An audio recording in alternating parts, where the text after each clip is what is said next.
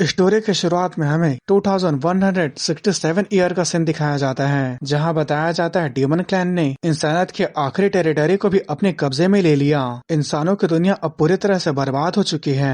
फिर उसके बाद हमारे एमसी को दिखाया जाता है। फिर बताया जाता है इसका नाम सी चैन है और ये एक ट्रिपल एस रैंक का वोल्ट एसासिन है। फिर वो बताता है 7 साल पहले कई सारे डीमन किंग अचानक से हमारे दुनिया में आ गए। डीमन किंग ग्लूटोन ने डीमन क्लैन को लीड किया और इंसानियत की ताकतवर फोर्स को कुचल दिया।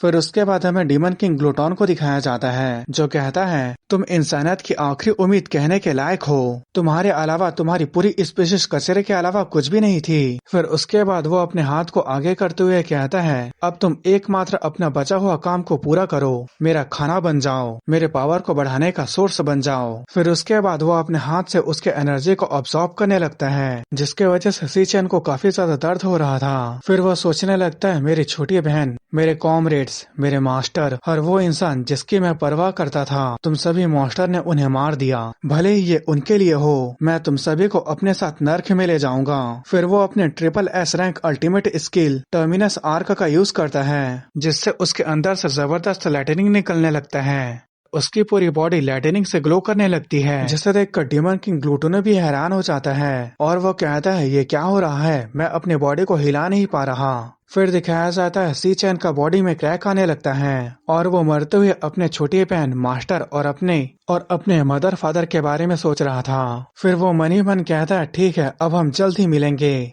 ये बहुत बुरा है कि मैं ताकतवर नहीं था, काश मैं और भी ताकतवर हो पाता। और वहीं डीमन किंग ग्लूटोन कह रहा होता है तुम कीड़े मकोड़े स्पीसीज, आखिर तुम्हारी हिम्मत कैसे हुई मेरे साथ ऐसा करने की। पर अगले ही पल उस ब्लास्ट के साथ वो डीमन किंग के साथ साथ वो पूरा जगह तबाह हो जाता है। और वहीं सी चैन की बॉडी भी तबाह होने लगती है और वो मरते हुए सोचने लगता है काश मैं डीमन क्लैन के अड्डे का पहले से पता लगा पाता, काश मैं सबसे पहले डीमन किंग को अपेयर होने से पहले रोक पाता तो मैं उन्हें बचा सकता था। फिर उसके बाद जैसे ही सी चैन का आंखें खुलता है तो वो जिंदा रहता है और उसकी मलहम पट्टी हुई होती है और वो बिस्तर में पड़ा होता है। फिर वो सोचने लगता है क्या मैं अभी तक नहीं मरा, आखिर ये जगह कौन सी है। फिर उसके बाद वो खिड़की के पास जाकर नीचे देखने लगता है तो ये एक हॉस्पिटल था। उन्हें देखकर सी चैन सोचने लगता है हमारी दुनिया तो पहले ही तबाह हो गई थी, तो आखिर इतने सारे लोग कहाँ से आए। फिर वो अपने शक्ल को आईने में देखकर हैरान होते हुए सोचने लगता है ये यकीन करना मुश्किल है, लेकिन 10 साल पहले जब मैं कॉलेज में पढ़ा करता था, मैं अपने पास्ट में वापस आ गया हूँ। फिर तभी उसके सामने कुछ अपेयर होने लगता है और ये उसका सिस्टम विंडो था जिसमें लिखा था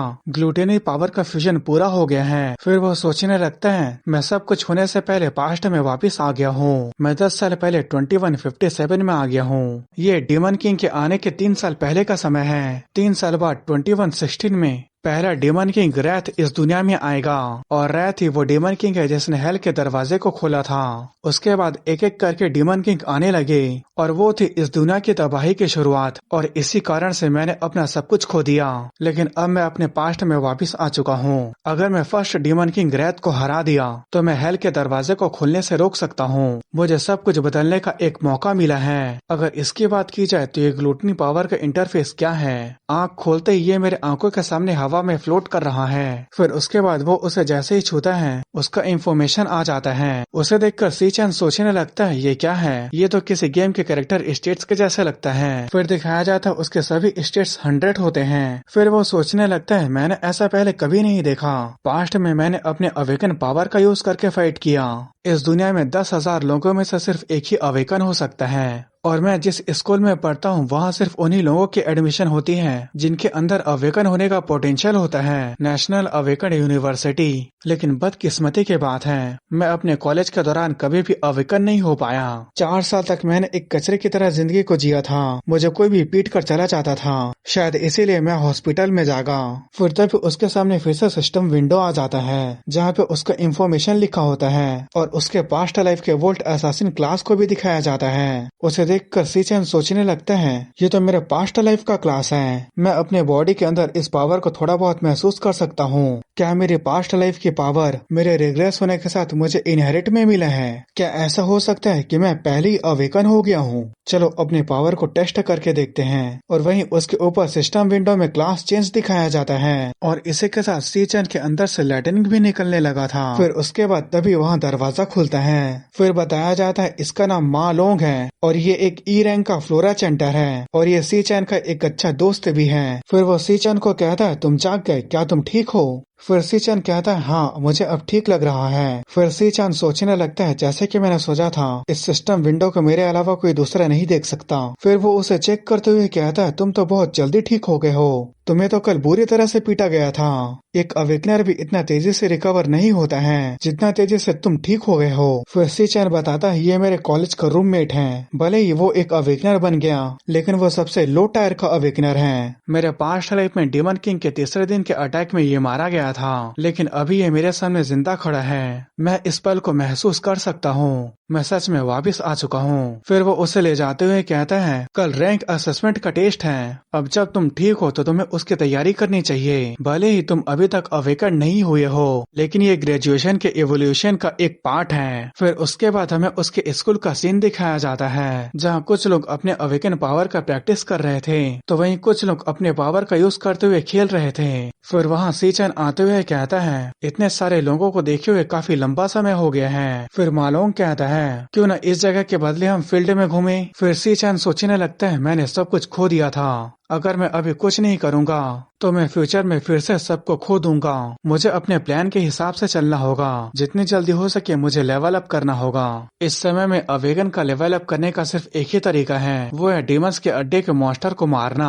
लेकिन डीमन लेयर्स सिर्फ बड़े गिल्ड के पास ही होते हैं, इसलिए आउटसाइडर के पास लेवल अप करने का कोई तरीका नहीं होता।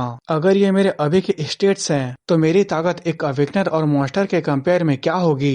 गवर्नमेंट ने अवेकनर और डीमन बीस्ट को अलग अलग रैंक दिया है, जिसमें से एस रैंक हाईएस्ट और ई रैंक लो होता है। इस स्कूल के ज्यादातर अवेकनर ई रैंक पर अटके हुए हैं। जो लोग काफी ज्यादा जीनियस होते हैं सिर्फ उन्हें ही गिल्ड सपोर्ट करता है। मैं थोड़ा बहुत अंदाजा लगा सकता हूँ असेसमेंट में मेरी रैंक क्या होगी, मैं इससे ज्यादा स्ट्रॉन्ग रहूंगा। फिर तभी एक वॉलीबॉल मालों के चेहरे के ऊपर लग जाता है, जिससे टकराने के बाद वो जमीन पर नीचे गिर जाता है। फिर जो लोग वॉलीबॉल फेंके होते हैं वो लोग कहते हैं हे क्या ये सी चैन और मालोंग नहीं है? इन्हें पीटे हुए ज्यादा समय नहीं हुआ और ये इतने जल्दी ठीक हो गए। और उसे देखकर मालोंग घबराते हुए कहता है हम लोग कितना ज्यादा अनलक्की हैं, हम लोग उससे बचने की कोशिश कर रहे थे फिर भी हम उससे टकरा गए। फिर वो बोली दूसरे बोली को कहता है मैंने तुमसे कहा था ना कि ये दोनों हमारी पिटाई को झेल सकते हैं। मैं यहाँ बॉल खेल रहा हूँ तो तुम लोग यहाँ ड्रिंक के लिए पैसे क्यों नहीं लेकर आए? फिर मालोंग कहता है हमें माफ कर दो, हम अभी इसे खरीद कर लेकर आ जाते हैं। फिर सी चैन कहता है तुम गलत नहीं हो, पर माफी तुम लोगों को मांगनी चाहिए ना कि हमें। फिर सी चैन सोचने लगता है इसे देखकर मुझे पास्ट की बेकार मेमोरीज याद आ गई। फिर दिखाया जाता है सी चैन के चेहरे को वो बुली पानी में डुबा रहा होता है और वहीं जमीन पर पड़ा मालोंग उसे रोकने की कोशिश कर रहा होता है। फिर वो बुली कहता है हमें क्यों रुकना चाहिए, उल्टा मैं तो इसकी मदद कर रहा हूँ, वो अभी तक अवेकन नहीं हुआ है इसलिए हम अवेकन होने में उसकी मदद कर रहे हैं। और ये सब कहते हुए वो और उसके चमचे काफी ज्यादा हंस रहे होते हैं। फिर थोड़ी देर बाद वो छोड़ के उसे जाने लगते हैं और वो जाते हुए कहते हैं ऐसा लगता है वो बेहोश हो गया है, अभी इसके साथ खेलना बेकार है। और वहीं जमीन पर सी चैन पड़ा होता है, जिसके पास मालोंग आते हुए कहता है सी चैन क्या तुम ठीक हो? फिर सी चैन कहता है आखिर क्यों, वो हमें अकेला क्यों नहीं छोड़ देते। डीमन सिर्फ डीमन लेयर्स के अंदर नहीं होता बल्कि डीमन इंसानों के अंदर भी होता है और वो लोग सी चैन को जब मन चाहे जैसा चाहे वैसे बुली किया करते थे।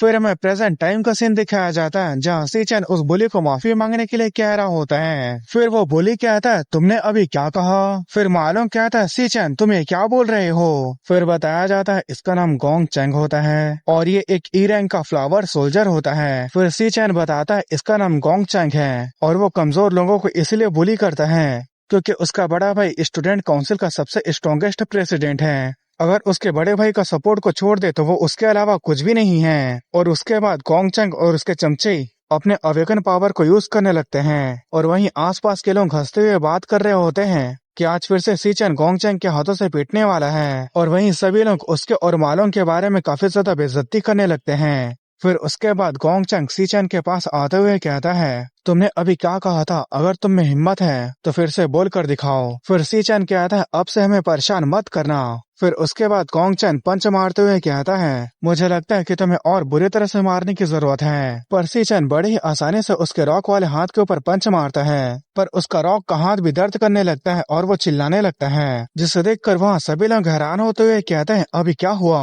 क्या उसने सच में गोंग चैन के पंच को ब्लॉक कर लिया? लेकिन वो तो अवेकन नहीं हुआ था, तो वो एक अवेकनर के पंच को कैसे ब्लॉक कर सकते हैं? फिर गोंग चैन कहता है, तुम कमजोर अनावेकंट कमीने कहीं के, आखिर तुम्हारी हिम्मत कैसे हुई मेरे पंच को ब्लॉक करने की? फिर सी चैन कहता है, यह सच में काफी बढ़िया समय है, तुम्हारी हिम्मत कैसे हुई मुझसे उल्टा बात करने की? फिर दिखाया जाता है वो लाइटनिंग को रिलीज करने लगता है और उसके क्लास चेंज का भी नोटिफिकेशन आ गया था और वो एक लेवल 1 का वोल्ट असैसिन बन गया था। और इसके साथ उसके पहले के कुछ स्किल्स भी उसके पास थे और उसका स्ट्रेंथ 2 गुना और उसका स्पीड 3 गुना बढ़ गया था।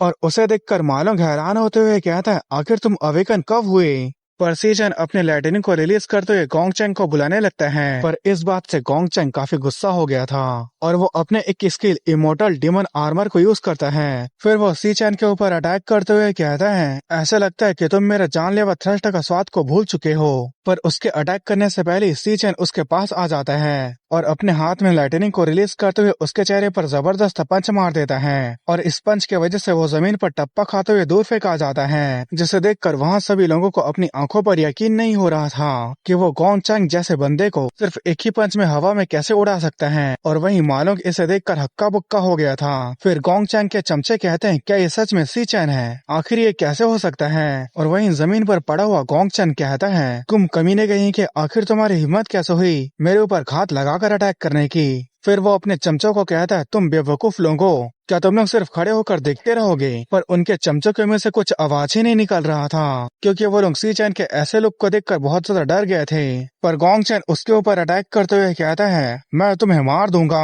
पर सी चैन उसके हाथ को पकड़ लेता है और उसे इतना जोर से दबाता है कि उसके डीमन आर्मर के साथ साथ उसकी हाथ की हड्डियां भी टूट जाती हैं। फिर वो अपने दूसरे हाथ में लाइटनिंग को रिलीज करते हुए कहता है, तुम काफी कमजोर हो, और कुछ ही सेकंड में उसके चेहरे पर कई सारे पंच की बारिश कर देता है। फिर उसके बाद वो गोंग चैंग के ऊपर एक आखिरी पंच मारता है और इस पंच का फोर्स इतना ज्यादा था कि वो पीछे दीवार से टकरा जाता है और वो दीवार भी क्रैक हो जाता है। और वहीं गोंग चैन की हालत भी काफी खराब हो गई थी और उसे देखकर मालोंग जमीन पर घुटने के बल गिर जाता है। फिर वो स्माइल करते हुए कहता है, सी चैन, आखिर तुमने ये कैसे किया? तुम इतना ताकतवर कैसे बने? फिर उसके बाद वो अपने स्टेट्स को देखते हुए सोचने लगता है, मैं पहले की तरह किसी भी समय वोल्ट असैसिन में स्विच कर सकता हूँ। भले ही सिस्टम के हिसाब से मैं अभी लेवल 1 में हूँ, लेकिन फिर भी मैं एक लोएस्ट रैंक के अवेकनर को आसानी से संभाल सकता हूँ। इसका मतलब मेरा अभी का रैंक ई रैंक से ज्यादा है, लेकिन मैं ये यकीन से नहीं कह सकता कि मैं अभी किस रैंक पर हूँ। लेकिन अभी भी एक प्रॉब्लम है, मैंने तो उसे हरा दिया है, तो मेरे स्टेट्स पहले के ही जैसे क्यों हैं? क्या ऐसा हो सकता है? फिर वो अपने हाथ में लाइटनिंग ब्लेड को समन करते हुए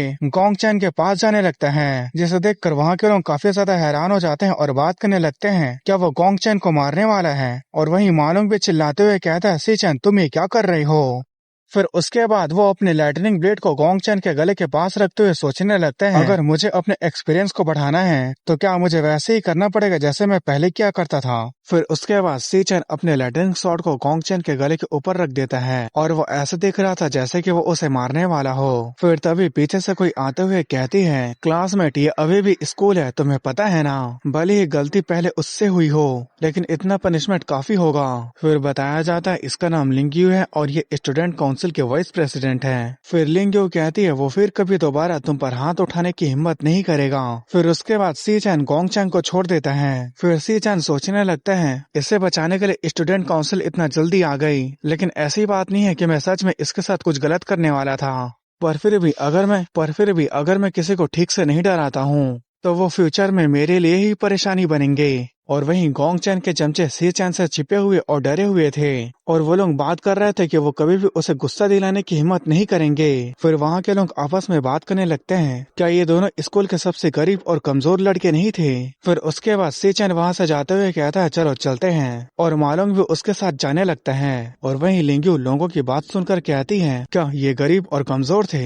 फिर उसके बाद हमें उनके डॉर्मेट्री का सीन दिखाया जाता है, जहाँ मालोंग कह रहा था, आखिर तुम मेरे ऊपर यकीन क्यों नहीं कर रहे हो? सी चैन सच में अवेकेंड हो गया है और वो एक बहुत ही स्ट्रॉन्ग वोल्ट असासिन है और उसने गोंग चैन को बहुत बुरी तरह से पीटा था और वो इन सभी बातों को काफी एक्साइटेड होते हुए अपने रूममेट को बता रहा था। फिर उसके बाद उसके रूममेट को दिखाया जाता है और इसका नाम जियांग जुओ होता है और ये एक रैंक ई का फ्लेम मेज होता है। फिर वो कहता है क्या तुम जानते हो कि वो अभी कहाँ है? फिर मालूम कहता है मुझे लगता है उसने मुझे कहा था कि वो अभी दौड़ने के लिए जा रहा है। फिर जो उसके सिर पर उंगलियां रखते हुए कहता है अगर वो इतना ज्यादा ही ताकतवर है तो उसे अभी दौड़ने की क्या जरूरत है? क्या एक अवेगनर को भी ऐसे बेसिक ट्रेनिंग की जरूरत होगी? क्या तुम्हें ये लॉजिक समझ में नहीं आता? फिर उसके भाई जिंग यू को दिखाया जाता है और ये एक ई रैंक का फ्लावर चैंटर होता है। फिर वो कहता है ऐसा लगता है मालूम के सिर में चोट लग गई है इसलिए वो ऐसी बहकी बहकी बातें कर रहा है। फिर जुओ कहता है इसी वजह से हम चारों को एक ही रूम में रहना पड़ रहा है क्योंकि पिछले 4 साल से हमारा रैंक सबसे नीचे है और ये ऐसा फैक्ट है जिसे बदला नहीं जा सकता। फिर वो अपने पावर को शो ऑफ करते हुए कहता है और मैं लो रैंक में भी 4th नंबर पर हूँ। इसका मतलब इस रूम में सबसे ताकतवर और नंबर 1 मैं हूँ। तुम अवेकन सिर्फ सपोर्ट क्लास के हो जबकि मैं यहाँ अकेला एक कॉम्बैट क्लास का फ्लेम मेज हूँ। वो सी चैन तो पूरा निकम्मा है, वो कैसे एक वोल्ट असासिन में अवेक हो सकता है? मुझे लगता है कि अब मैं इतना ज्यादा स्ट्रॉन्ग हो गया हूँ कि मुझे किसी क्लब में एंट्री भी मिल जाएगी। फिर उसका भाई यू कहता है कल ग्रेजुएशन एग्जाम के पहले एवोल्यूशन का आखिरी दिन है, वहाँ हमें सब पता चल जाएगा। फिर उसके बाद हमें एक ए रैंक के ट्रेनिंग डीमन लेयर का सीन दिखाया जाता है और गाइज ये डीमन लेयर डंजन गेट की ही तरह होते हैं जिसके अंदर के डीमन को मार के डंजन की तरह क्लियर करना होता है। फिर डीमन लेयर के अंदर से कोई बाहर निकलता है, इसका नाम गोंग टिंग था और ये स्टूडेंट काउंसिल का प्रेसिडेंट था और ये गोंग चेंग का बड़ा भाई भी था और इसके साथ स्टूडेंट काउंसिल के वाइस प्रेसिडेंट लिंग यू भी डीमन लेयर से बाहर निकल रही थी। फिर वो वहाँ से जाते हुए कहता है आज की ट्रेनिंग यहीं पर खत्म होती है। तभी उसका ध्यान बगल की तरफ जाता है और वहाँ उसका भाई गोंग चेंग था। फिर गोंग टिंग कहता है तुम अभी भी मेरा इंतजार कर रहे हो? फिर गोंग चेंग कहता है भाई अगर तुम कुछ नहीं करते हो तब तक मेरा गुस्सा शांत नहीं होगा। उसने तुम्हारे छोटे भाई को सभी के सामने बेइज्जत किया जैसे कि वो तुमसे बिल्कुल भी नहीं डरता। फिर गोंग टिंग कहता है ठीक है मैं समझ गया, मैं उसे तुम्हारे लिए संभाल लूंगा। फिर थोड़ी देर बाद का सीन दिखाया जाता है जहाँ गोंग टिंग और लिंगू साथ खाना खा रहे थे। फिर लिंगू कहती है तुम उसे कैसे संभालने के बारे में सोच रहे हो? फिर गोंग टिंग कहता है वो बस इसलिए हार गया क्योंकि वो कमजोर था, बस इतना ही। फिर गोंग टिंग कहता है क्या वो सच में इतना ज्यादा ताकतवर है जितना तुम कह रही हो? फिर लिंगू कहती है तुम स्कूल में सभी के रैंक और ताकत को जानते हो और पूरे स्कूल में गिनकर सिर्फ कुछ ही लोग रैंक डी तक पहुंचे हैं और वो सभी ऑलरेडी तुम्हारे क्लब में हैं। इसके अलावा जैसे डीमन लेयर का एक्सेस तुम्हारे पास है वैसे किसी और के पास नहीं है, तो ऐसा हो ही नहीं सकता कि एक मामूली अवेकनर के पास और भी ताकतवर होने का तरीका हो। कोई भी तुम्हारे और तुम्हारे क्लब के लोगों को मुकाबला नहीं कर सकता। फिर हमें सीचैन को दिखाया जाता है जो बारिश में 100 किलोग्राम के वजन को लटकाकर 20 किलोमीटर तक दौड़ चुका होता है और वो सोच रहा होता है बेसिक ट्रेनिंग बॉडी के फिजिकल पावर को बढ़ाती है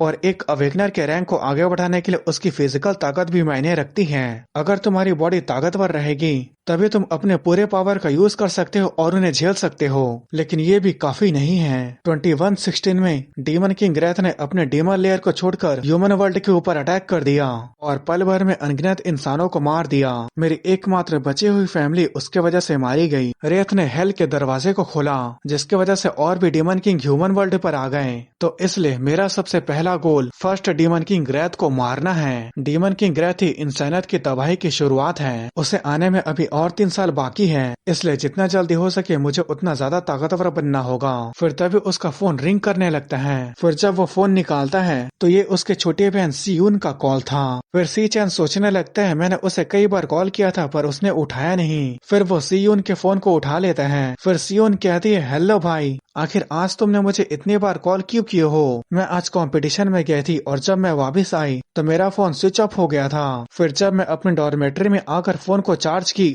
और फोन को स्विच ऑन किया तो तुम्हारे बहुत सारे कॉल थे। चिंता मत करो भाई, अगर मैं कंपटीशन के प्राइस को जीत जाती हूँ तो हम अपने किराए को चुका पाएंगे। वैसे भाई क्या तुम्हें कुछ कहना था? फिर सी चैन मन ही मन कहता है उस बेकार से बर्बाद फ्यूचर में मैंने हेवन से अनगिनत बार प्रार्थना किया कि प्लीज सब कुछ फिर से शुरू हो जाए। फिर सी चैन सी यून को कहता है नहीं, मुझे कुछ भी नहीं कहना था। फिर वो मन ही मन कहता है भले ही इसके लिए मुझे कई बार कभी न खत्म होने वाले हेल में जाना पड़े। फिर वो स्माइल करते हुए सी यून को कहता है तुम्हारी आवाज सुने हुए काफी लंबा समय हो गया। फिर सी यून कहती है तुम ये कैसी बातें कर रहे हो, हमने तो कल ही बात की थी। मेरी कंपटीशन खत्म होने के बाद हम फिर से मिल पाएंगे। बस मेरे गुड न्यूज का इंतजार करो, बाय बाय। फिर वो कॉल काट देती है और सी चैन भी सीरियस होते हुए सोचने लगता है अब शुरुआत हो चुकी है। फिर वो दौड़ते हुए सोचने लगता है 3 और लैप्स बचे हुए हैं। फिर उसका रनिंग पूरा होने के बाद वो अपने डॉर्मेट्री में आ जाता है। फिर वो नहाते हुए सोचने लगता है मुझे पास्ट में वापस आए 8 घंटे हो गए हैं और इस 8 घंटे में ही मैं महसूस कर सकता हूँ कि ये बॉडी पहले से काफी ज्यादा ताकतवर हो गई है, लेकिन ये अभी भी काफी कमजोर है। पर प्रॉब्लम ये है कि लेवल अप करने के लिए मुझे डीमन लेयर में जाना होगा और डीमन लेयर गिल्ड के पास होते हैं। प्रीविलेज और ताकतवर लोगों को छोड़कर जो मामूली लोग होते हैं उनके पास लेवल अप करने का कोई तरीका नहीं होता, तो मैं कैसे लेवल अप कर पाऊंगा। और इसके अलावा वो ग्लूटोनी पावर मुझे समझ में नहीं आ रहा वो क्या है। और यही सब सोचते हुए वो सो जाता है। पर तभी हमें दिखाया जाता है सिस्टम किसी चीज को लोडिंग ले रहा था। फिर जब उसका लोडिंग कंप्लीट हो जाता है फिर हमें सी चैन को एक जगह पर गिरते हुए दिखाया जाता है और वहीं सिस्टम विंडो में ग्लूटोनी सिस्टम के ऑनलाइन का मैसेज आया था। फिर तभी सी चैन की आंखें खुल जाती हैं।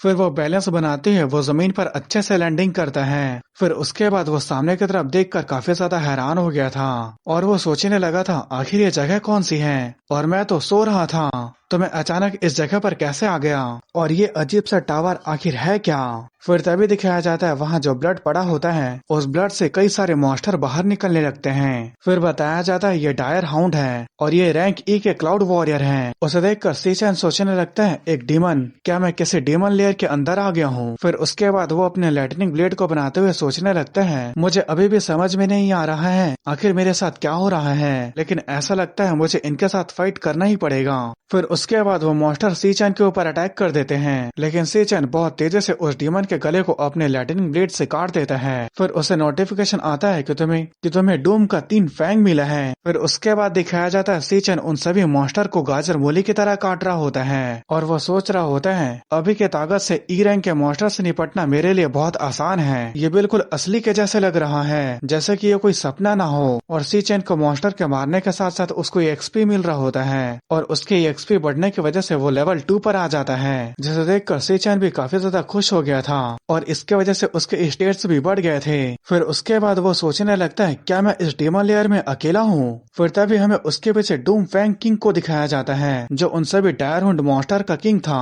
पर सी चैन अपने लाइटनिंग ब्लेड से उसे बड़े आसानी से मार देता है। फिर वो सोचने लगता है अगर मैं इस जगह पर अकेला हूँ तो मैं इस जगह का अच्छे से यूज करूंगा और इसी के साथ उसका फिर से लेवल अप हो जाता है और वो लेवल 3 पर पहुंच जाता है और उसे मॉन्स्टर मारने पर रिवॉर्ड मिला था जिसमें 18 डूम के फैंग थे और एक डूम फैंग क्रिस्टल था। फिर वो सोचने लगा था बॉस मॉन्स्टर दूसरे मॉन्स्टर के कंपेयर में मुझे काफी एक्सपी दिया और मैंने ऑलरेडी 2 लेवल अप भी कर लिया है। फिर तभी दिखाया जाता है उसके सामने एक मॉन्स्टर पड़ा होता है जिसके ऊपर डिवोरेबल लिखा होता है, जिसे देखकर सी चैन काफी ज्यादा हैरान हो गया था और उसे एक पल के लिए कुछ समझ में नहीं आ रहा था। फिर वो सोचने लगता है इसका मतलब क्या है, क्या ये वही हो सकता है, क्या ये ग्लूटोनी की पावर हो सकती है। फिर तभी दिखाया जाता है वो मॉन्स्टर डिवोर होने लगता है और उसके ऊपर डिवोरिंग के प्रोसेस को भी दिखाया जाता है। फिर उसके बाद जब डिवोरिंग पूरा हो जाता है तो दिखाया जाता है उसके पास डूम फैंग किंग का पावर आ गया था और इसमें ये फ्रोस्ट बॉडी को यूज कर सकता है जिससे लो टेम्परेचर में इसका डिफेंस काफी बढ़ जाएगा। फिर सिंचन सोचने लगता है मॉन्स्टर ऑब्जॉर्व हो गया और वो एक कार्ड में बदल गया,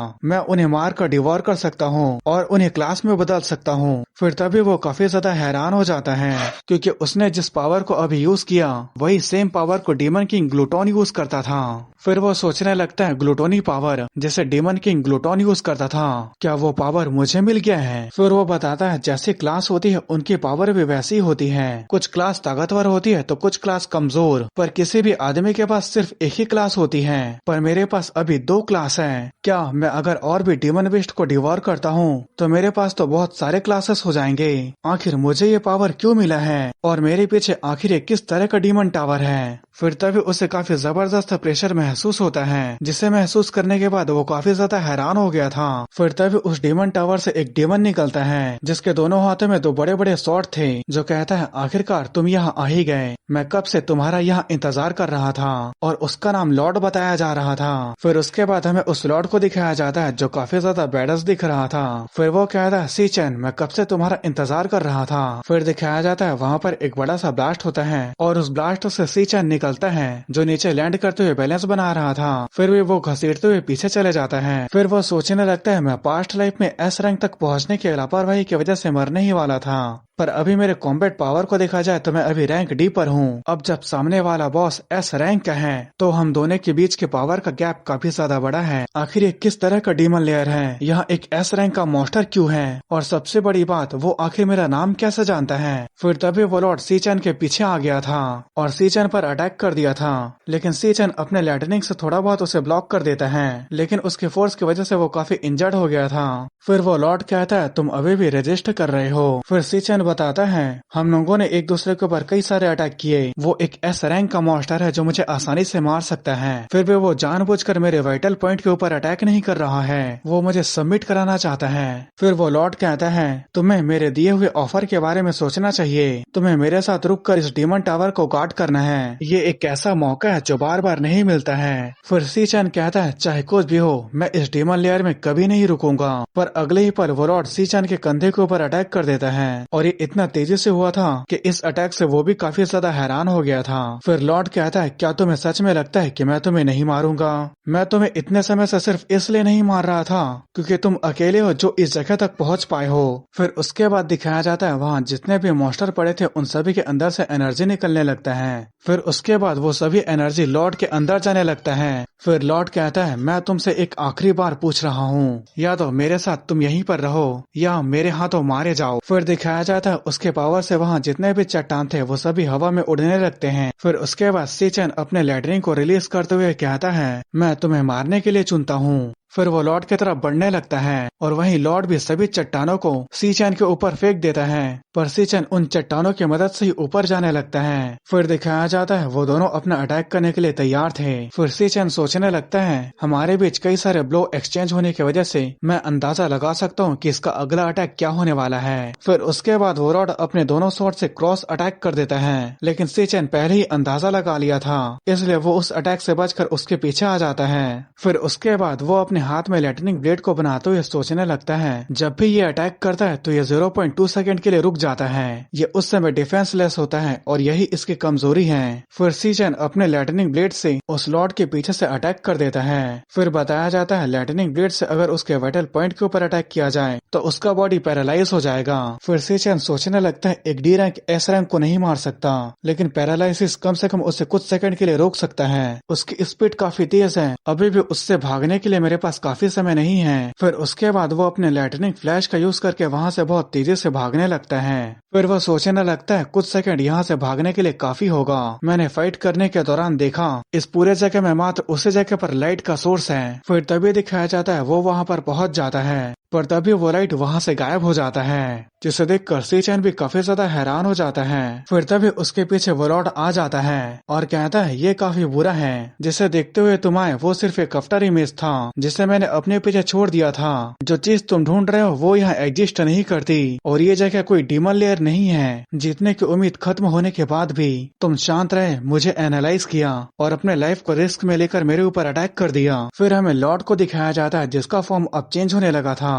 तुमने मेरे अटैक की कमजोरी को इतने आसानी से ढूंढ लिया, सच में तुम काफी इंटरेस्टिंग हो। फिर उसके ट्रांसफॉर्मेशन के बाद दिखाया जाता है जो पहले से काफी ज्यादा बैडस दिख रहा था। फिर बताया जाता है ये पुरगेटरी राक्षसा है और ये एक एस रैंक का स्टार वॉरियर है। वहीं उसे देखकर सीचन काफी ज्यादा हैरान हो गया था क्योंकि उसने डीमन किंग ग्लूटोन से पहले इसे देखा। इस एपिसोड के शुरुआत में हमें सीचन को दिखाया जाता है जो काफी ज्यादा हैरान होते हुए सोचने लगता है मैंने इस फॉर्म को पहले भी देखा है, ये form demon king Glenn you के पास था। मेरी पास्ट लाइफ में मेरी आखिरी fight demon king Glenn you के साथ थी। वो बैटल के दौरान किसी भी समय अपने क्लास को कई सारे पावरफुल क्लासेस में स्विच कर सकता था, पर उससे फाइट करते समय मैंने उसके एक फॉर्म को साफ साफ देखा था जिसे मैं कभी भी नहीं भूल सकता, और डीमन किंग ग्लेन यू का वो फॉर्म बिल्कुल इसके इस फॉर्म से मिलता जुलता है। तो इसका मतलब ये है कि उस समय ग्लूटोनी के पावर ने डीमन किंग ग्लेन यू को जरूर डिवोर कर लिया होगा और अब वो ग्लूटोनी की पावर मेरी बॉडी से मर्ज हो चुकी है। तो क्या इसका मतलब ये है कि ये जगह मेरे अंदर है? फिर लॉर्ड कहता है तुम प्रेशर में रहने के बाद भी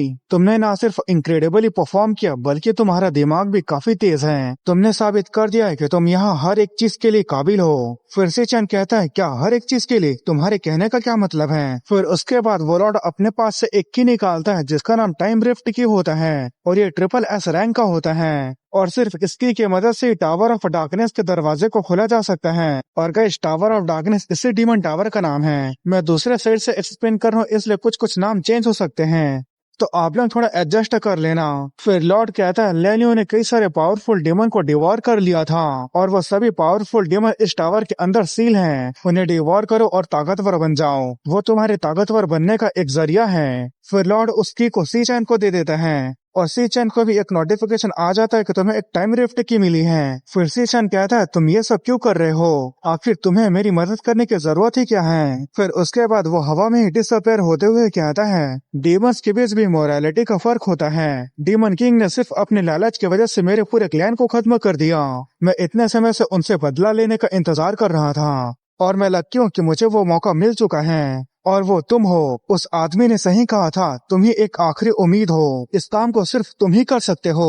उसकी बातें सुनने के बाद सी चैन कहता आखिर तुम किस आदमी के बारे में बात कर रहे हो? फिर लॉर्ड कहता है तुम्हारे सभी सवालों के जवाब इस टावर ऑफ डार्कनेस के अंदर छिपे हुए हैं। जाओ और अपने सवालों के जवाब को खुद खोजो।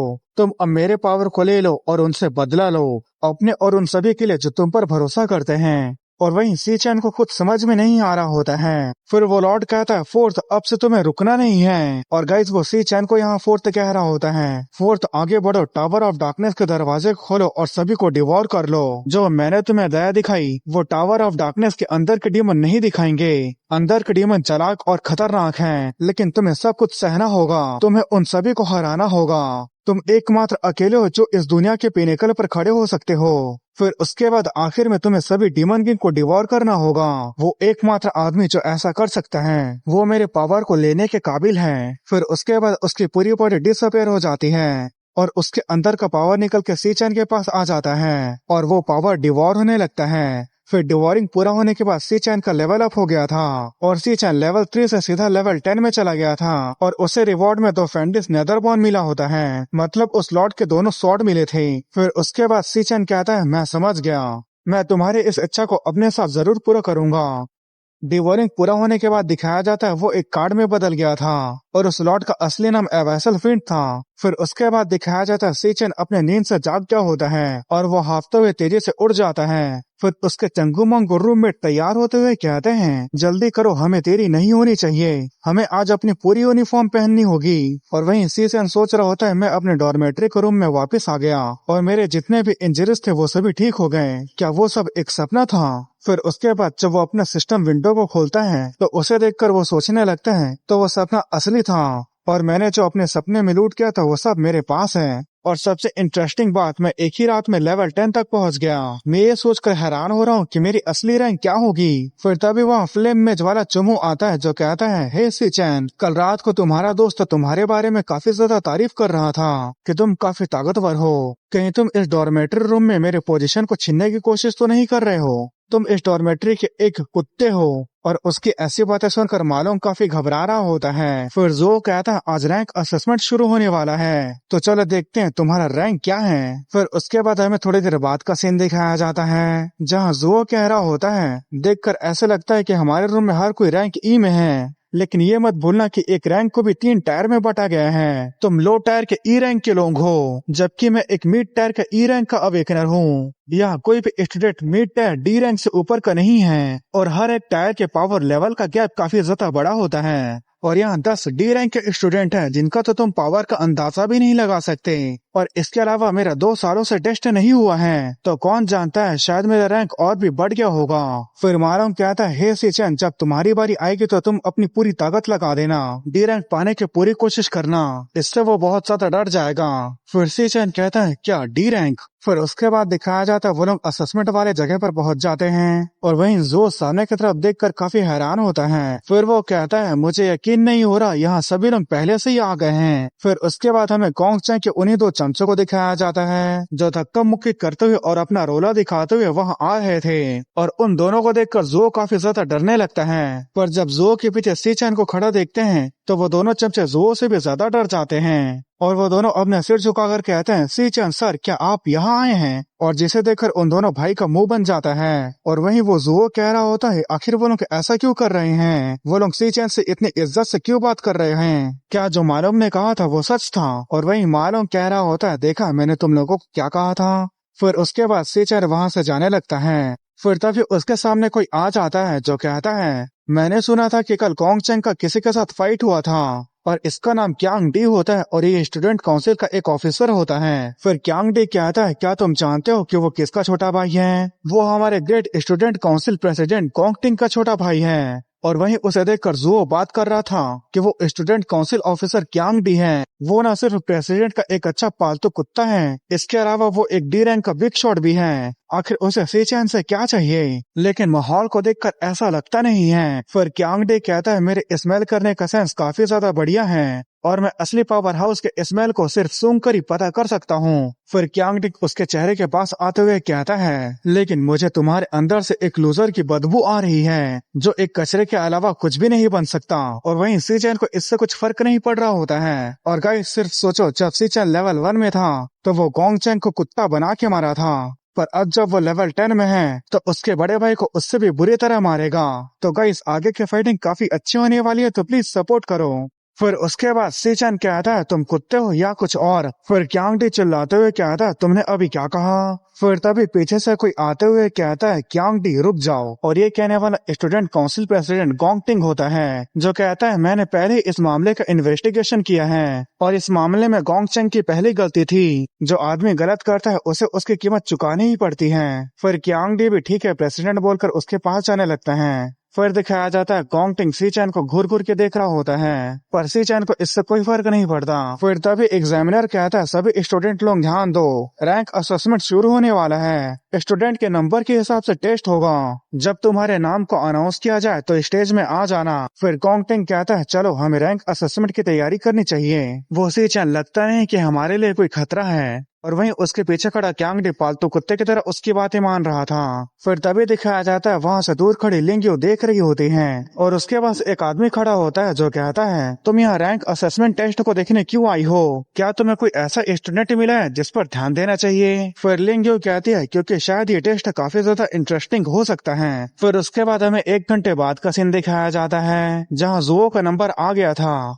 फिर वो आगे बढ़ते हुए कहता है, तो चलो देखते हैं अपनी असली ताकत को। फिर उसके बाद दिखाया जाता है वहां पर एक टेलीपोर्टेशन गेट था जिसके अंदर जाते ही वो एक अलग जगह पर पहुंच जाता है। फिर उसके बाद बताया जाता है रैंक असेसमेंट टेस्ट बनाए गए ट्रेनिंग डीमन लेयर के अंदर की जाती है। यहाँ पे डीमन हार्ट होता है जो तुम्हारे एनर्जी को ऑब्जर्व करके तुम्हारा रैंक को बता सकता है। बस अवेकनर को अपनी सारी एनर्जी डीमन हार्ट के सामने रिलीज करना होगा। फिर उसके बाद जो अपनी पूरी ताकत लगाकर एक एनर्जी बॉल को बनाता है और उस एनर्जी बॉल को डीमन हार्ट के ऊपर फेंक देता है। फिर दिखाया जाता उस डीमन हार्ट में एक आंख भी था जो बंद था। फिर उसके बाद डीमन हार्ट से जो वायर कनेक्टेड था वो वायर उसी टेलीपोर्टेशन गेट से जुड़ा होता है और डीमन हार्ट से एनर्जी निकलकर उसी टेलीपोर्टेशन गेट में जा रहा होता है। फिर तभी उस टेलीपोर्टेशन गेट से आवाज आने लगा था। फिर एक बड़े सी स्क्रीन में उसके रैंक को दिखाया जाता है जहाँ वो मिड टायर ई रैंक का अवेकनर था। फिर एक एग्जामिनर कहता है, mid tyre E rank recording पूरा हुआ। फिर दूसरा कहता है, क्या अभी तक पूरा डाटा नहीं आया? और वही मानव उसे चेयर करते हुए कहता है, तुम ये कर सकते हो, ये मेन इवेंट है। फिर उसके बाद बताया जाता है रैंक के अलावा एक और चीज को मेजर किया जाता है, वो है पोटेंशियल, कि एक अवेकनर फ्यूचर में और कितना ज्यादा रैंक तक पहुंच सकता है। लोगों का जितना ज्यादा हाई पोटेंशियल होता है स्टेट भी उनके तरफ उतना ज्यादा ध्यान देता है। और गाइस यहाँ स्टेट का मतलब राज्य से था। फिर जो वहां से निराश होकर जाते हुए कहता है, 2 सालों में मेरा रैंक बिल्कुल भी नहीं बढ़ा। मुझे ऐसा लगा था कि मैं डी रैंक तक तो पहुंच ही जाऊंगा। फिर मालिक उसे दिलासा देते हुए कहता है, निराश मत हो जुओ भाई, हमारा रैंक तो तुमसे भी कम है। तुम्हारे जैसे हम भी डी रैंक तक नहीं पहुंच सकते। तुम एक अकेले नहीं हो जो डी रैंक तक नहीं पहुंच पाया, बल्कि यहाँ कई सारे लोग हैं। डी रैंक तक पहुंचना इतना भी आसान नहीं है। मुझे तो लगता है कि इस साल कोई भी डी रैंक तक नहीं पहुंच पाएगा। फिर तभी अनाउंस किया जाता है rank D low tier max potential B rank. उसे देखकर वहां के स्टूडेंट कहने लगते हैं, ये इस साल का पहला डी रैंक का अवेकनर है। फिर कुछ समय बाद का सीन दिखाया जाता है जहां ग्यांग डी का भी टेस्ट पूरा हो गया होता है, जहां उसका रैंक डी रैंक लो टायर था और उसका मैक्स पोटेंशियल ए रैंक था। और उसे देखकर जो अपना सिर पटक रहा होता है और मालूम कह रहा होता है, पहले ही 8 डी रैंक के अवेकनर हो गए हैं। फिर एक टकला एग्जामिनर कहता है, इस साल हमें काफी डी रैंक के टैलेंट मिले हैं, भले ही वो लो टायर के हैं लेकिन उन्हें रियल कॉम्बैट का एक्सपीरियंस नहीं है। फिर दूसरा एग्जामिनर कहता है लेकिन फिर भी ये बहुत बढ़िया है, क्योंकि हमें आमतौर पे हर साल 2 या 3 डी रैंक के अवेकनर ही मिल पाते हैं। ऐसा लगता है कि इस साल का ग्रेजुएशन कॉम्बैट असेसमेंट देखने लायक होगा। फिर उसके बाद टेस्ट देने के लिए गोंगटिंग के नाम को अनाउंस किया जाता है। उसे देखकर वहाँ के स्टूडेंट काफी तारीफ करने लगते हैं और बोलने लगते हैं कि वो स्टूडेंट काउंसिल के प्रेसिडेंट के अलावा इंपीरियल गिल्ड का यंग मास्टर भी है और उसे अनगिनत टाइटल भी मिले हैं। वो 2 साल पहले ही डी रैंक में पहुंच गया था और इस साल तक जो अभी तक रैंक को मेजर किया गया है वो सबसे ज्यादा डी रैंक लो टायर का है और अभी तक कोई भी हमारे स्कूल में डी रैंक मिड टायर से हायर लेवल तक नहीं पहुंच पाया है। हम ये सोच के हैरान है कि काउंसिल प्रेसिडेंट अभी किस रैंक तक पहुंच गए होंगे। फिर हमें डीमन हट को दिखाया जाता है जिसने अपनी आंखें खोल ली थी और उसके सामने गोंगटिंग होता है जो अपने हाथ में एनर्जी को रिलीज करते हुए सोचने लगता है, मैं अपनी असली ताकत को अभी नहीं दिखा सकता क्योंकि मुझे अपनी असली ताकत को ग्रेजुएशन कॉम्बैट असेसमेंट के लिए बचा के रखनी है, तभी मैं एक बिगेस्ट सेंसेशन बन पाऊंगा। फिर भी मुझे इतनी पावर तो दिखानी होगी कि मैं स्कूल के हिस्ट्री में नंबर 1 बनूंगा। फिर उसके बाद उसका रैंक और पोटेंशियल आने लगता है, पर उसके पोटेंशियल का कलर येलो कलर का था, जिसे देखकर एग्जामिनर हैरान होते हुए कहता है ये कलर तो एक एस रंग का है। फिर दिखाया जाता है वो अभी के time D rank high tyre में होता है और उसका पोटेंशियल एस रैंक का होता है और एस रैंक के पोटेंशियल को देखकर वहाँ सभी लोग काफी ज्यादा हैरान हो जाते हैं और उसका चमचा क्यांग डी कहता है जैसे कि प्रेसिडेंट से उम्मीद थी, प्रेसिडेंट की जय हो, और उसके सभी चमचे प्रेसिडेंट का नारा लगाने लगते हैं। फिर उसके बाद एग्जामिनर लोग बात करने लगते हैं ये स्कूल हिस्ट्री में पहली बार हुआ है, डी रैंक हाई टायर और पोटेंशियल एस रैंक का, हमें इस रिपोर्ट को सीधा सुपीरियर को करना चाहिए। फिर उसके बाद वहाँ जितने भी स्टूडेंट थे वो सभी चाटोगिरी करते हुए गोंगटिंग के तारीफों के पुल बांधने लगते हैं। फिर लिंगो के बगल में खड़ा आदमी कहता है सच में इस साल हमें कई सारे टैलेंट देखने को मिले हैं, तो मैं पहले से पता था ना कि गोंगटिंग का पोटेंशियल एस रैंक का है। इसमें कोई हैरानी की बात नहीं है कि आज तुम रैंक असेसमेंट को देखने के लिए क्यों आई हो। फिर बताया जाता है इसका नाम युआन लॉन्ग है और ये नेशनल अवेकनर यूनिवर्सिटी का प्रिंसिपल है। फिर लिंगो कहती है नहीं, मैं सिर्फ उसके लिए नहीं आई हूँ, अगर बात की जाए तो मैं गोंगटिंग से ज्यादा उसके परफॉर्मेंस का इंतजार कर रही हूँ। फिर उसके बाद सी चैन के नाम को अनाउंस किया जाता है। फिर क्यांग उसके पास आते हुए कहता है ओ बच्चे, अपने डॉर्मेट्री रूम के रूममेट्स की इज्जत बचा लेना। मैं उम्मीद करता हूँ कि तुम अपने रूममेट्स की तरह ई रैंक दिखाने की हिम्मत नहीं करोगे। अगर तुम चारों का ई रैंक होता है तो तुम पूरी यूनिवर्सिटी के लिए मजाक बन के रह जाओगे। तुम जैसे कमजोरों का झुंड का ग्रेजुएशन कॉम्बैट असेसमेंट में होना ही शर्मनाक होगा। फिर मालूम कहता है तुम बस इंतजार करो, सी चैन का रैंक देखकर तुम्हारा मुंह बंद हो जाएगा। फिर उसके बाद दिखाया जाता है सी चैन अपने टेस्ट को देने के लिए उस टेलीपोर्टेशन गेट के पार चले जाता है और वहीं उसके रूममेट उम्मीद कर रहे थे कि उसका रैंक ज्यादा होगा। फिर उसके बाद हमें डीमन लेयर के अंदर का सीन दिखाया जाता है और जैसे ही वो डीमन हट सी चैन को देखता है वो काफी ज्यादा हैरान हो जाता है। फिर उसके बाद सी चैन अपने हाथ आगे बढ़ाते हुए बताता है इस ईरा में एक अवेकनर के लिए बेहतर फ्यूचर का एकमात्र तरीका एक हाई रैंक गिल्ड को ज्वाइन करना है और उन गिल्ड के लिए अपने आप को साबित करने का एकमात्र तरीका ग्रेजुएशन कॉम्बैट असेसमेंट है, जिसमें 10 लोगों का एक स्क्वाड होता है और हर कैंडिडेट जिसे चाहे उसे अपने मन से टीममेट के लिए चुन सकता है और अगर किसी का स्क्वाड फर्स्ट प्लेस पर आ जाता है तो उसके स्क्वाड के हर एक मेंबर को नेशन के top tier guild imperial guild में सीधा रिक्रूट कर लिया जाएगा। और गाइस इसी गिल्ड का यंग मास्टर गोंगटिंग है, तो ये टेस्ट किसी के रैंक को मेजर करने के बारे में नहीं है, इसका उससे भी कहीं बड़ा पर्पस है। फिर क्यांग एक स्टूडेंट को लाते हुए कहते हैं बॉस, इसका नाम यान लीन है और ये एक लो टायर डी रैंक अवेकनर है। इसके साथ हमारे स्क्वाड के 10 मेंबर पूरे हो गए हैं। आपके छोटे भाई के अलावा बाकी 9 इस साल के डी रैंक अवेकनर हैं। ग्रेजुएशन असेसमेंट के लिए एक परफेक्ट टीम तैयार हो गई है। रिजल्ट पहले से ही साफ साफ पता चल चुका है, हमारे स्ट्रॉन्गेस्ट टीम ही फर्स्ट प्लेस को जीतेगी और फाइनल एमवीपी हमारे प्रेसिडेंट हैं। फिर उसके बाद बताया जाता है ताकतवर लोग हमेशा एक साथ रहते हैं और कमजोरों को बाहर निकाल दिया जाता है, क्योंकि यही आगे बढ़ने और सर्वाइवल का इटरनल लॉ है। फिर मालूम कहता है सी चैन कब से अंदर गया है, आखिर उसे बाहर निकलने में कितना लंबा समय लगेगा और कोई मूवमेंट भी नहीं हो रहा। फिर उसके बाद वहाँ सभी स्टूडेंट सी चैन का मजाक उड़ाकर वहाँ से जाने लगते हैं। फिर क्यांग डी कहता है सिर्फ कुछ ही लोग बचे हैं और वो सभी लोग कचरे हैं, हमारी स्क्वाड पहले ही तैयार हो चुकी है, तो चलो एक अच्छा कैरी युक्ति ढूंढते हैं। फिर गोंगटिंग कहता है ठीक है, बाकी टीम मेंबर को बुला लो। फिर तभी दिखाया जाता है वो स्क्रीन में रैंक आने लगता है और सी चैन का rank D rank high tyre था, जिसे देखकर मानुक और उसके फ्रेंड के अलावा सभी स्टूडेंट हैरान हो जाते हैं क्योंकि गोंगटिंग का भी इतना ही रैंक आया था। फिर मालूम काफी खुश होते हुए कहता है देखा, मैंने कहा था ना कि तुम लोगों का सी चैन के रैंक को देखकर बोलती बंद हो जाएगी। और वहीं इस रैंक को देखकर प्रेसिडेंट भी हैरान हो जाता है और वहीं क्यांग डी भी काफी हैरान होते हुए कहता है एक हाई टायर डी रैंक ये कैसे हो सकता है। फिर उसके बाद अनाउंस किया जाता है current rank D rank high tyre है, लेकिन सिस्टम ने डिटेक्ट किया है कि डेमन हंट अभी इंस्टेबल नहीं है, इसलिए वो पोटेंशियल को मेजर नहीं कर पा रहा। इसलिए कैंडिडेट फिर से दोबारा टेस्ट दो। फिर सीसन सोचने लगता है मैं बस अपने बेसिक फिजिकल फॉर्म का यूज कर रहा था, तो मैं लेवल 10 के स्टेट के साथ एक हाई टायर डी रैंक के बराबर हूँ। फिर उसके बाद वो अपने क्लास को स्विच करने लगता है और क्लास स्विच करने के बाद वो इन्फर्नल डेथ किंग मतलब डायर हाउंड किंग में ट्रांसफॉर्म हो जाता है। फिर वो सोचने लगता है तो चलो देखते हैं मेरी कमजोर डिवॉर क्लास से अभी मेरी रैंक क्या आती है। फिर दिखाया जाता है जो डी रैंक हाई टायर था वो बदल कर सी रैंक मिड टायर हो जाता है, जिसे देखकर वहाँ सभी स्टूडेंट हक्का बक्का हो गए थे और वहीं इसे देखकर प्रेसिडेंट भी काफी हैरान हो गया था।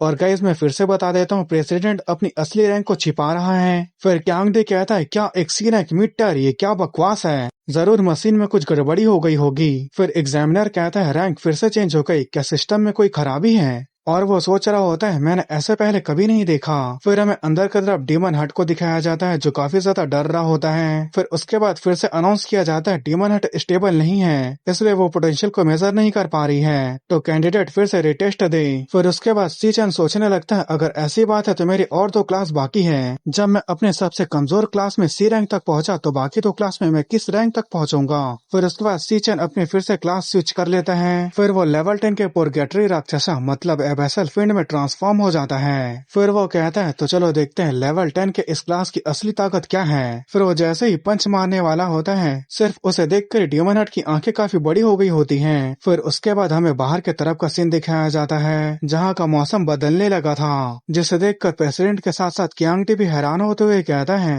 आखिर ये क्या हो रहा है। फिर जुओ का दूसरा भाई कहता है ये फिनोमिना लिटरल सेलेशियल ओमेन है, आज हिस्ट्री को फिर से लिखा जाएगा, हमारे डॉर्मेट्री का एक रूममेट गॉड टायर मास्टर बनने वाला है। फिर दिखाया जाता है सी चैन का पोटेंशियल एस रैंक का होता है, जिसे देखकर एग्जामिनर हैरान होते हुए कहता है क्या एक और एस रैंक का पोटेंशियल, और वहीं इसे देखकर क्यांग डी भी काफी हैरान होता है। फिर उसके बाद तभी उनके सिस्टम में वार्निंग आने लगता है। फिर दिखाया जाता है उसका पोटेंशियल धीरे धीरे करके चेंज होने लगता है। फिर उसका पोटेंशियल ट्रिपल एस रैंक हो जाता है और सिस्टम भी वार्निंग देने लगता है कि इसका पोटेंशियल वैल्यू काफी ज्यादा है, सिस्टम इससे ज्यादा पावर को डिटेक्ट नहीं कर सकता, सिस्टम ओवरलोड हो रहा है। और उसे देखकर एग्जामिनर की आंखें बाहर निकाल आती हैं। फिर उसके बाद टेलीपोर्टेशन गेट के पीछे जो स्क्रीन होता है वो टूट जाता है। फिर एग्जामिनर दौड़ते हुए कहते हैं ये ठीक नहीं है, डेमन हट ओवरलोड हो गए हैं, अंदर जाकर हमें ये देखना होगा कि स्टूडेंट को कुछ न हुआ हो।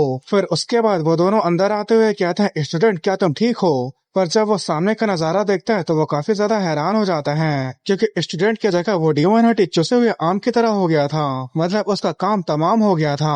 फिर एग्जामिनर कहता है क्या डेमन हट मर गया है, क्या इसे ज्यादा यूज करने की वजह से ये जल गया है। फिर सीचन सोचने लगता है मैंने गलती से अपने पावर से उसे ज्यादा ही दबा दिया, इसलिए वो गला घुटने की वजह से मर गया, पर मैं इस बात से काफी हैरान हुआ। फिर उसके बाद दिखाया जाता है सीचन ने उस डेमन हट को डिवोर कर लिया होता है जो एक रैंक ए का क्लास होता है कि ये 100 मीटर रेडियस के अंदर जो भी चीज है वो उन सभी के रैंक को देख सकता है और अगर कोई खतरा इसके रेंज में आ जाता है तो ये वार्निंग भी दे सकता है। फिर सीचन सोचने लगता है तो ग्लूटोनी के पावर मशीन के कोर को भी डिवोर कर सकती है, मैंने ये सोचा ही नहीं था। फिर वो बाहर निकलने के बाद डेमन हट के क्लास को यूज करता है और वहाँ जितने भी स्टूडेंट थे उनके सिर के ऊपर उन सभी के रैंक दिखने लगे थे। फिर सीचन सोचने लगता है अब मैं सभी के असली रैंक को देख सकता हूँ, ये मेरे लिए काफी ज्यादा बढ़िया है। फिर तभी सीचन किसी को देखकर हैरान हो जाता है और ये प्रेसिडेंट था जिसका असली rank C rank mid tier था। उसे देखकर सीचन सोचने लगता है तो गोंगटिंग अपनी असली ताकत को छुपा रहा था, पर तब भी वो एक मीडियोकर से ज्यादा कुछ भी नहीं है। फिर उसके बाद एग्जामिनर बाहर निकल कर कहता है ऐसे लगता है कि डेमन हट ओवरलोड होने की वजह से वो मारा गया है, इसलिए आज के टेस्ट को यहीं पर खत्म किया जाता है। और अगर सी चैन की डाटा की बात की जाए तो वो मशीन में खराबी की वजह से हुआ था। हम इसे हायर अप को रिपोर्ट करेंगे और जो लोग आज टेस्ट नहीं दे पाए वो कल आ जाएंगे। हम कल नई मशीन को तैयार करके रखेंगे। फिर उसके बाद सी चैन के जितने भी फ्रेंड थे वो सभी उसके पास आकर उसके तारीफों के पुल बांधने लगते हैं। फिर तभी वहाँ पर क्यांग डी आते हुए कहता है, मुझे पता था एक तुम जैसा कचरा सी रैंक तक कैसे पहुंच सकता है और उसका पोटेंशियल एस रैंक तक कैसे हो सकता है। ये बस मशीन की खराबी थी। तुमने अंदर जाकर डीमन हंट को मार दिया और तुम अपनी जिम्मेदारी से भाग रहे हो। तुम्हारे वजह से स्टूडेंट काउंसिल को कल तक इंतजार करना पड़ेगा। क्या तुम्हारे वजह से जो हमारा समय बर्बाद होगा क्या तुम उसकी भरपाई कर सकते हो? उसकी बातें सुनने के बाद सेचन अपने लैडरिन को रिलीज करते हुए सोचने लगता है, ये आदमी कभी चुप नहीं होने वाला। क्या मुझे इसे अपाहिज बना देना चाहिए? फिर तभी पीछे से गोंगटिंग आते हुए कहता है, क्यांग डी पीछे हट जाओ, अपने टीममेट से इज्जत से बात करो। फिर क्यांग डी कहता है, क्या सीचन हमारा टीममेट? फिर गोंगटिंग अपने हाथ को आगे बढ़ाते हुए कहता है, मेरे स्क्वाड को ज्वाइन कर लो। चलो साथ मिलकर ग्रेजुएशन कॉम्बैट असेसमेंट का सामना करते हैं। सीचन को प्रेसिडेंट की टीम में ज्वाइन करने का ऑफर देने को देखकर वहाँ सभी स्टूडेंट काफी ज्यादा हैरान हो जाते हैं और इस बात से क्यांग डी की काफी ज्यादा जल रही होती है और वो सोच रहा होता है, अगर ये ज्वाइन हो गया तो हमारी टीम में से किसी को निकालना पड़ेगा। आखिर मैं उन्हें कैसे समझाऊंगा? गोंगटिंग के टीम में ज्वाइन होने का मतलब ग्रेजुएशन कॉम्बैट असेसमेंट में फर्स्ट प्लेस कंफर्म है। ऐसे कई लोग हैं जो काफी ज्यादा रिश्वत देकर हमारी टीम में आना चाहते हैं लेकिन हम उन्हें नहीं लेते, तो आखिर ये कचरा कैसे आ सकता है? लेकिन गोंगटिंग ने उसे खुद ज्वाइन करने का ऑफर दिया है तो मैं उसे शर्मिंदा नहीं कर सकता। फिर वो सीचैन के कंधे पर हाथ रखकर उसे दबाते हुए कहता है, अब जबकि ऐसी बात है तो तुम्हारा हमारी टीम में स्वागत है। पर सीचैन अपने हाथ से उसके हाथ को झटकाते हुए कहता है, मैं इसमें इंटरेस्टेड नहीं हूँ। जिसकी बातें सुनकर क्यांग डी के साथ साथ गोंगटिंग भी काफी ज्यादा हैरान हो जाता है। फिर क्यांग डी गुस्से से कहता है, हे बच्चे, क्या तुम्हें पता है तुम क्या कह रहे हो? हमारे स्क्वाड की ताकत पूरे स्कूल में नंबर 1 है। फिर सीचैन कहता है, इससे मुझे कोई लेने देने नहीं है। फिर वो पीछे मुड़कर कहता है, और तुम बहुत ज्यादा शोर मचाते हो, अब मुझे परेशान मत करो। और इस बात से क्यांग डी काफी ज्यादा गुस्सा हो रहा होता है और वही लोग बात कर रहे होते हैं। सीचैन में काफी ज्यादा हिम्मत है, उसने गोंगटिंग के ऑफर को मना कर दिया, पर फिर भी उसकी हिम्मत कैसे हुई स्टूडेंट काउंसिल प्रेसिडेंट को मना करने की? क्या हो अगर वो सिस्टम एरर ना हो? अगर सीचैन सी रैंक मिड टायर पर हो तो वो तो अकेले ही फर्स्ट प्लेस को जीत लेगा। और वहीं उसके फ्रेंड को दिखाया जाता है जो लोग गोंगटिंग और क्यांग डी का मजाक उड़ा रहे थे। फिर गोंगटिंग कहता है, ठीक है कोई बात नहीं, हो सकता है ब्रदर सीचैन के कुछ अपने आइडियाज हो। फिर उसके बाद हमें प्रिंसिपल को दिखाया जाता है जो कहता है, मुझे अफसोस है कि वो दोनों एक टीम में नहीं हैं, नहीं तो स्कूल हिस्ट्री का एक नया रिकॉर्ड बन सकता था। फिर लिंग कहते हैं, क्या ये और भी ज्यादा इंटरेस्टिंग नहीं है? गोंगटिंग चांदी का चम्मच लेकर पैदा हुआ, बचपन से ही उसके पास किसी भी चीज की कमी नहीं थी और उसे मना करना मतलब खुलेआम वॉर के लिए चुनौती देना। हमारे प्रेसिडेंट कोई ऐसे नहीं है जिनसे निपटना आसान है। फिर क्यांग डी कहता है, सभी लोग सिस्टम एरर की वजह से उसके ऊपर ध्यान दे रहे हैं, क्या उसे सच में लगता है कि वो मिड टायर सी रैंक का विनर है? फिर गोंगटिंग कहता है, अगर क्या हो उसका टेस्ट गलत ना हो, क्या हो अगर वो सच में एक सी रैंक का विनर हो, भले ही 100 मिलियन में से अगर उसका एक भी चांस जीतने का हो तो भी मैं उसे अपना फर्स्ट प्लेस नहीं दे सकता। फिर क्यांग डी कहता है, इससे फर्क नहीं पड़ता क्या होगा, वो सिर्फ एक ऐसा स्टूडेंट है जिसके पास रियल कॉम्बैट का जरा सा भी एक्सपीरियंस नहीं है और हम इलाइट है जिन्होंने सीक्रेटली डीमन लेयर में कई बार बैटल की है। कैसे रहेगा कि मैं आपके तरफ से उसे एक अच्छा सबक सिखाऊं? फिर गोंगटिंग कहता है, क्या तुम्हारे नजरों में मैं कुछ भी नहीं हूँ? फिर क्यांग डी कहता है, नहीं, मेरे कहने का ये मतलब नहीं था। फिर गोंगटिंग कहता है, मैं कैरियोके जाने के मूड में नहीं हूँ, इसलिए टीम मेंबर को इकट्ठा करके तुम ही चले जाओ और तुम जो भी करते हो उससे मेरा कोई लेना देना नहीं है। उसकी बातें सुनकर एक पल के लिए क्यांग डी चुप रहता है। फिर वो अगले ही पल स्माइल करते हुए कहता है, मैं समझ गया, मैं जो भी करूंगा उसका आपसे कोई भी लेना देना नहीं होगा। फिर उसके बाद हमें 10 मिनट बाद का सीन दिखाया जाता है जहाँ क्यांग डी कह रहा होता है, क्या सच में सीचैन अभी स्कूल में नहीं है? और उसके सामने गोंगचैंग का चमचा होता है जो कह रहा था, हाँ ब्रदर क्यांग, मैंने सुना है वो कह रहा था कि वो थोड़ी देर के लिए अपने घर जा रहा है, यहाँ तक कि वो बिना कुछ खाए बिना ही स्कूल से चला गया। फिर उसके बाद क्यांग डी कैन के ऊपर अपना पैर मारते हुए कहता है, हेवन भी मेरी मदद कर रहा है, अगर स्कूल की जगह उससे बाहर निपटने की बात है तो हम उसे और भी बुरे तरह से पीट सकते हैं। सीचैन, मैं तुम्हारे पास आ रहा हूँ। फिर हमें सीचैन को दिखाया जाता है जो चलते हुए सोच रहा था, मेरे पास्ट लाइफ में एक कंट्री के सेंट के इलाके में एक पीक गिल्ड टीम एक एक्सीडेंट में फंस गया। डीमन लेयर के अंदर उनका सामना एक ऐसे डीमन से हुआ जिसे पहले कभी नहीं देखा गया था और उसका नाम था रैथ। और गाइस जो रैथ है वो एक डिमन किंग है। रैथ के हाथों वो पूरी पीक गिल्ड टीम खत्म हो गया। फिर वो डिमन लेयर से बाहर निकलकर ह्यूमन वर्ल्ड में आ गया। ये वो इन्फॉर्मेशन है जो मुझे अभी पता है। वो डिमन लेयर जहाँ रैथ है उसे ढूंढने के लिए मैंने एक प्लान बनाया है, पर इस प्लान को शुरू करने के लिए मुझे काफी ज्यादा पैसा चाहिए। फिर उसके बाद हमें एक जगह को दिखाया जाता है और ये एक मिथ्रिल गिल्ड होती है जहाँ मॉन्स्टर के मटेरियल को एक्सचेंज किया जाता है। और सीचन बताता है कि ये फ्यूचर में मॉन्स्टर मटेरियल को एक्सचेंज करने वाली कंट्री की सबसे बड़ी गिल्ड बन जाएगी। वेपन और इक्विपमेंट अवेकनर के पावर को बढ़ाती है और मॉन्स्टर एक्सचेंज ऐसी जगह है जहाँ पर इन्हें खरीदा और बेचा जाता है और ये अभी मेरे लिए सबसे जल्दी पैसे कमाने का तरीका है। फिर उसके बाद सीचन वहाँ पर कुछ फैंग को देता है। फिर वहाँ के एक आदमी उस फैंग को देखते हुए कहता है, तुम तो एक स्टूडेंट हो, तुम्हें ये कहाँ पर मिला? फिर सीचन कहता है ये मॉन्स्टर से ड्रॉप हुआ था।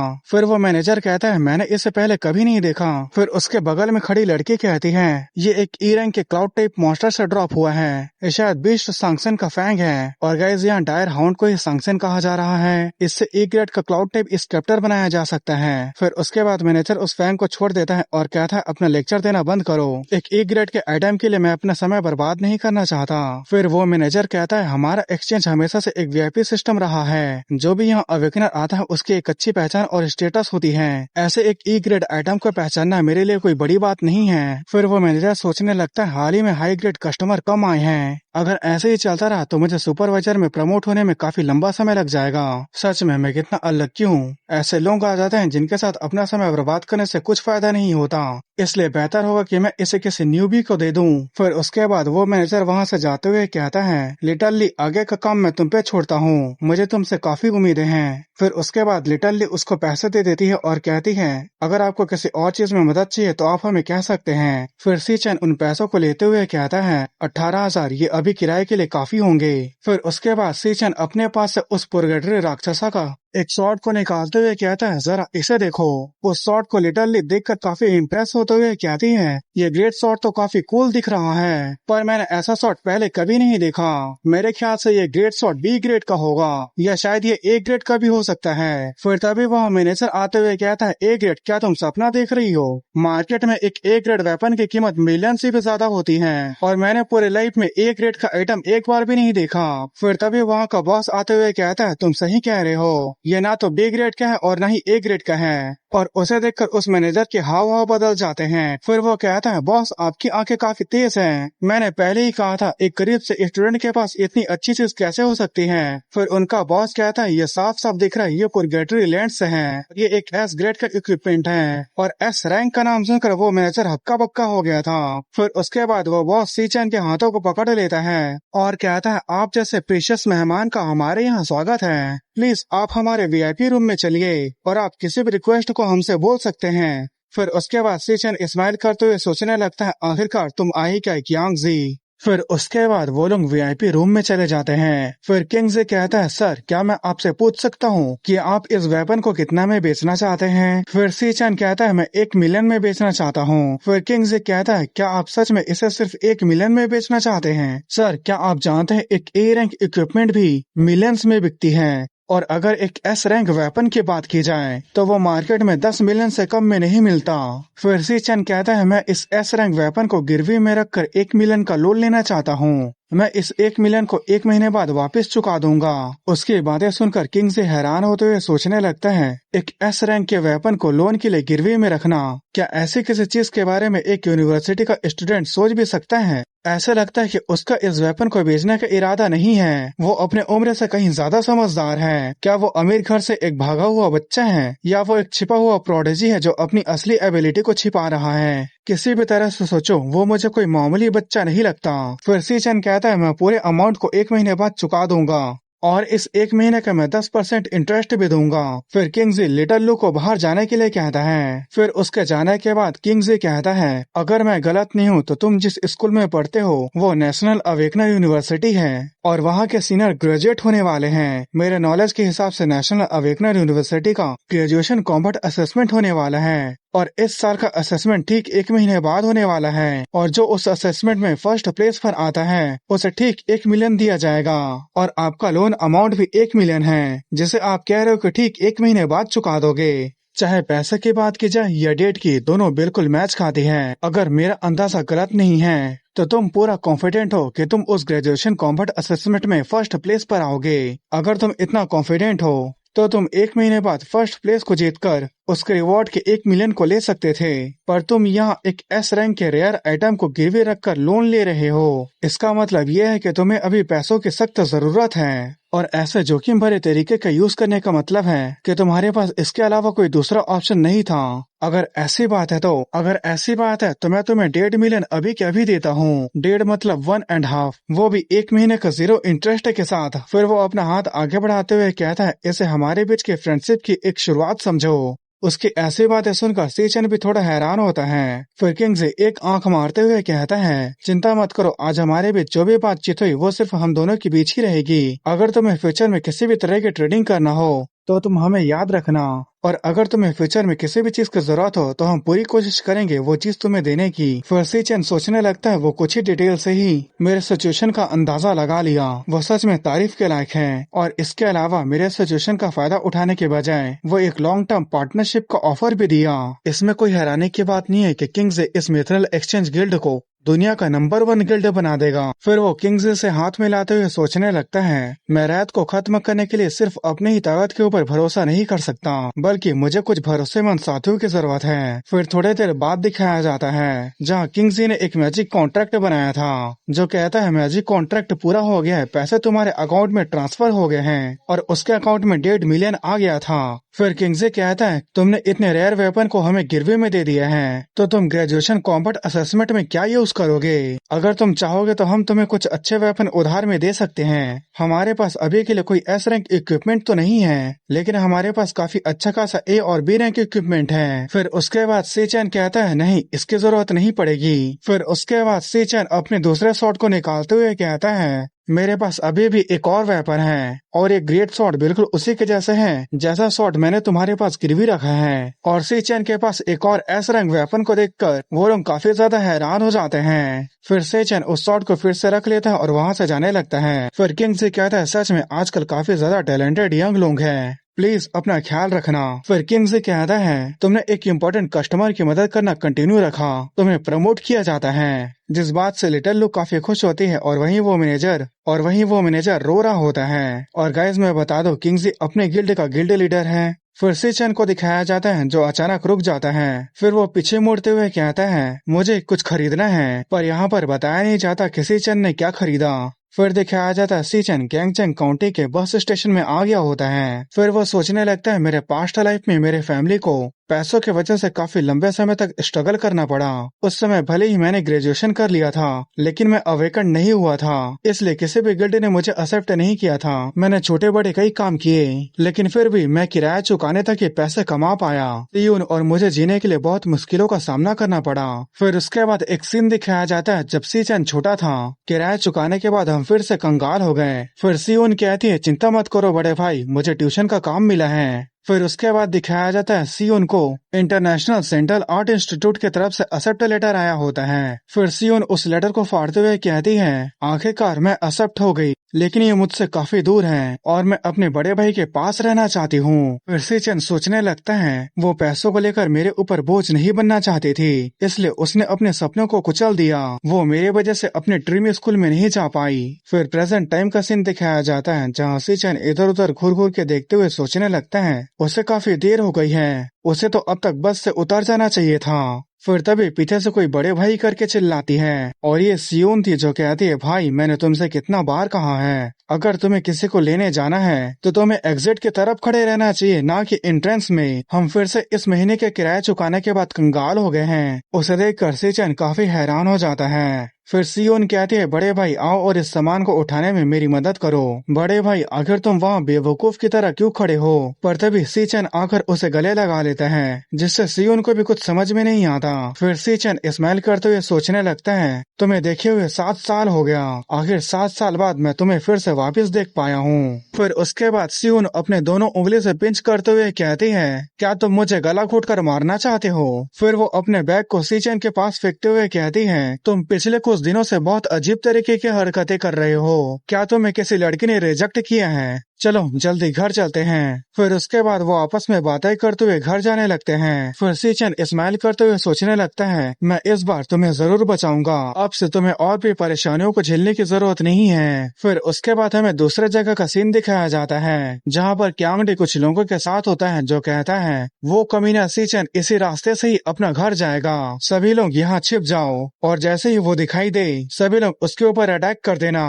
मुझे मेक श्योर करना है कि वो एक अच्छा सबक सीखे, उसे भी पता चलना चाहिए कि मुझे गुस्सा दिलाने का नतीजा क्या होता है। इस एपिसोड की शुरुआत में हमें दिखाया जाता है कि यांग डी के पास एक लड़का खड़ा था जो कहता है, बॉस हम में से कई सारे स्टूडेंट काउंसिल के लोग हैं, तो इससे कोई परेशानी तो खड़ा नहीं हो जाएगा ना। फिर क्यांग डी कहता है, मैं बस उसे थोड़ा सा सबक सिखाना चाहता हूँ, लेकिन तुम्हारी बातें मुझे गुस्सा दिला रही है। वो घटिया से ई रैंक का कचरा अपने आप को सी रैंक का समझता है, पर उसे पता ही नहीं कि वो किसे गुस्सा दिलाने की कोशिश कर रहा है। उसे तुम लोग ज्यादा मत पीटना, क्योंकि मैं उसकी अच्छे से पिटाई करना चाहता हूँ, और उसे इतनी बुरी तरह से पीटना चाहता हूँ कि वो 2 हफ्ते तक बिस्तर में पड़े रहे और वो ग्रेजुएशन एग्जाम को ना दे पाए। मैं पूरे स्कूल में सबसे बेस्ट क्लाउड टाइप एसासिन हूँ, तुम ई रैंक के कचरे, मैं तुम्हें बुरी तरह से पीटूंगा। फिर बताया जाता है कि वो रैंक डी का क्लाउड एसासिन है। फिर उसके बाद हमें सी चैन की तरफ का सीन दिखाया जाता है। फिर सीयोन कहती है, बड़े भाई तुम पिछले कुछ दिनों से बहुत अजीब तरह का बर्ताव कर रहे हो, क्या तुम ग्रेजुएशन एग्जाम को लेकर परेशान हो? मेरा मतलब है तुम्हारे जैसे सीधे साधे इंसान आमतौर पर इतना इमोशनल नहीं होते। बड़े भाई कुछ भी हो जाए तुम्हें अपने आप को संभालना होगा, क्या तुम मुझे इस बात को बार बार नहीं कहा करते थे? लाइफ बहुत बड़ी जर्नी है और ये कभी न कभी बदलेगा। ये गाना तुम्हें फिर से सुनकर कैसे लगता है? फिर उसके बाद वो गाना गाने लगती है और सी चैप उसे स्माइल करते हुए देखकर सोचने लगा था, सीयून बहुत समझदार है, वो मुझसे मिलते ही समझ गई कि मैं पहले से कुछ अलग लग रहा हूँ। वो अभी भी नहीं जानती है कि मैं अवेकन हो गया हूँ, इसलिए उसे ऐसे लगता है कि हमारे पास अभी भी पैसों की कमी है। फिर वो कहता है, मैं वादा करता हूँ मैं पूरी तरह से ठीक हूँ। फिर सियोन सोचने लगती है वो इस बात को नहीं मान रहा है, क्योंकि उसका मेल प्राइड बीच में आ जा रहा है। लड़कों की उम्र बढ़ने के साथ साथ वो अपनी बातों को छिपाने लगते हैं। किताबों की लिखी हुई बातें सही होती है, बड़े भाई तुम बूढ़े होते जा रहे हो। फिर दिखाया जाता है उनके पीछे क्यांगटे और उनका ग्रुप छिपा हुआ था। फिर क्यांगटे के बगल में खड़ा एक लड़का कहता है, बॉस उस लड़के के साथ एक लड़की है। फिर क्यांगडे एक अजीब सा चेहरा बनाते हुए कहता है, तब तो ये और भी ज्यादा बढ़िया है, इस गली में कोई भी कैमरा नहीं है, आज हम बहुत लक्की हैं। फिर तब सी चैन भी उनके स्मेल को सूंघ लेता है और सोचने लगता है, ये स्मेल तो उन स्टूडेंट काउंसिल के लोगों का है, ऐसा लगता है मेरे पास आने के लिए उनके पास बहुत हिम्मत है। फिर उसके बाद सीचन अपने पास से ईयरबड को निकालता है और उसे सीयोन को पहना देता है। फिर सीचन कहता है, मुझे ये गाना बहुत पसंद आता है और मैं इसे बार बार सुनता हूँ, तो इसे तुम भी सुनो। फिर सीयोन कहती है, बड़े भाई तुमने म्यूजिक सुनना कब से शुरू किया? फिर वो सोचने लगती है, म्यूजिक किसी के भी मेंटल स्टेट को बता सकता है, तो बेहतर होगा कि मैं उसके म्यूजिक को सुनूं। फिर उसके बाद वो उस म्यूजिक को मजे से सुनने लगती है। फिर सीचन एक गहरी सांस लेकर पीछे मुड़ जाता है। फिर दिखाया जाता है उसके सामने क्यांगडी और उसके चमचे थे, और वहीं सीयोन म्यूजिक में मगन वो सीधे चले जा रही थी, और उसके पीछे क्यांगडे और उसके चमचे सीचियन के ऊपर अटैक कर देते हैं। फिर सीचियन अपने लैडनिक एसासिन क्लास को यूज करते हुए सोचने लगता है, साल 2160 मेरे पिछले लाइफ में मैंने अपने बहन को खो दिया था, और 2167 में मैं मरने के बाद अपने पास्ट लाइफ में फिर से रीइंकार्नेट हो गया।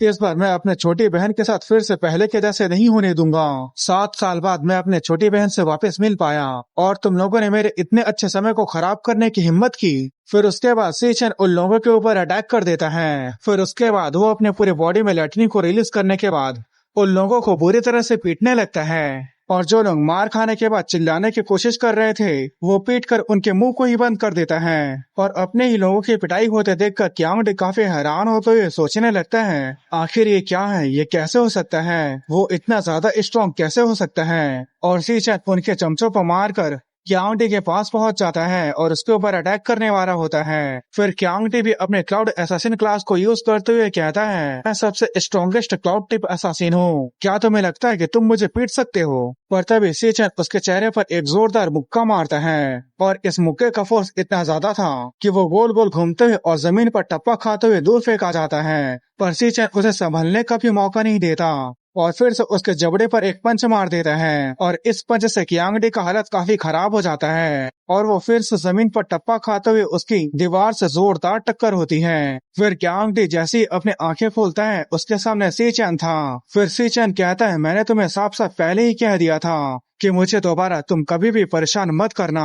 फिर वो गुस्से से कहता है, क्या तुम्हें मेरी बातें समझ में नहीं आई? फिर क्यांग डी खराब हालत में सोच रहा होता है, मेरी पूरी हड्डियां टूट गई हैं, मैं अपने पैर को जरा सा भी नहीं हिला पा रहा हूँ। उसका रैंक असेसमेंट सच था, सच में उसका रैंक डी है। फिर वो अपनी लड़खड़ाते हुए आवाज में माफी मांग रहा होता है। फिर तभी सीचन उसके चेहरे पर उसके डैगर को रखते हुए कहता है, चुप हो जाओ, अगर तुम जरा सा भी आवाज किए तो मैं तुम्हें यहीं पर मार दूंगा। उसकी बातें सुनकर क्यांग डी सोच रहा होता है, उसकी आंखें झूठ नहीं बोल रही है, वो सच में मुझे मार देगा।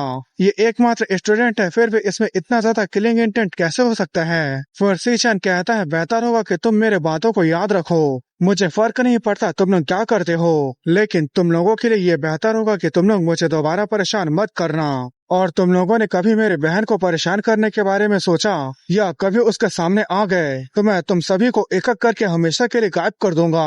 क्या तुम्हें मेरी बात समझ में आ गया? और वहीं क्यांग डी रो रहा होता है, पर वो उसके मुंह में डैगर को घुसा रखा था, इसलिए वो रो भी नहीं सकता था। फिर उसके बाद सी चैन उसे छोड़कर वहां से जाने लगता है। फिर सी यून को दिखाया जाता है जो रोते हुए सोच रही थी, मुझे बहुत अकेला लग रहा है, पता नहीं ये गाना सुनने से मुझे रोने का मन कर रहा है। क्या तुम अपने आप को अकेला मानते हो? क्या मैं तुम्हारे साथ नहीं हूँ? फिर उसके बाद वो पीछे मुड़कर बड़े भाई बोलकर चिल्लाती है और उसके पीछे सी चैन खड़ा था जिसके हाथ में एक बॉक्स था और उस बॉक्स के अंदर एक पेन था। फिर वो कहता है, सियोन ये तुम्हारे लिए है। उसे देखकर सियोन हैरान होते हुए कहती है, ये तो मैजिक होलोग्राफिक पेन है और ये तो लेटेस्ट स्टाइल का है, ये तो बहुत ज्यादा महंगा है, इसके लिए तुम्हें पैसे कहाँ से मिले? उसे देखकर सी चैन स्माइल करते हुए सोचने लगता है, मैं अपने पास्ट लाइफ में तुम्हें प्रोटेक्ट नहीं कर पाया, यहाँ तक कि तुम्हारे सपनों को भी, पर इस लाइफ में पहले के जैसे कुछ भी नहीं होगा, मैं तुम्हारी हर चीज को प्रोटेक्ट करूंगा।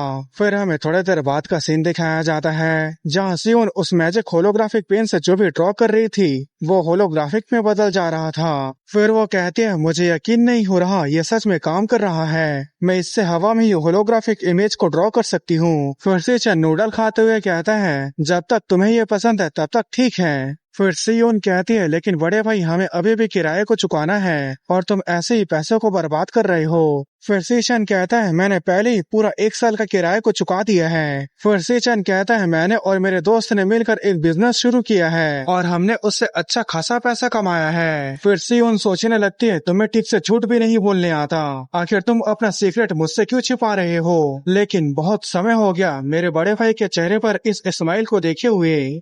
फिर वो उसके पास आकर उसके कंधे पर हाथ रखते हुए कहती है, जो भी हो बड़े भाई अपना ध्यान रखना और ज्यादा टेंशन मत लेना।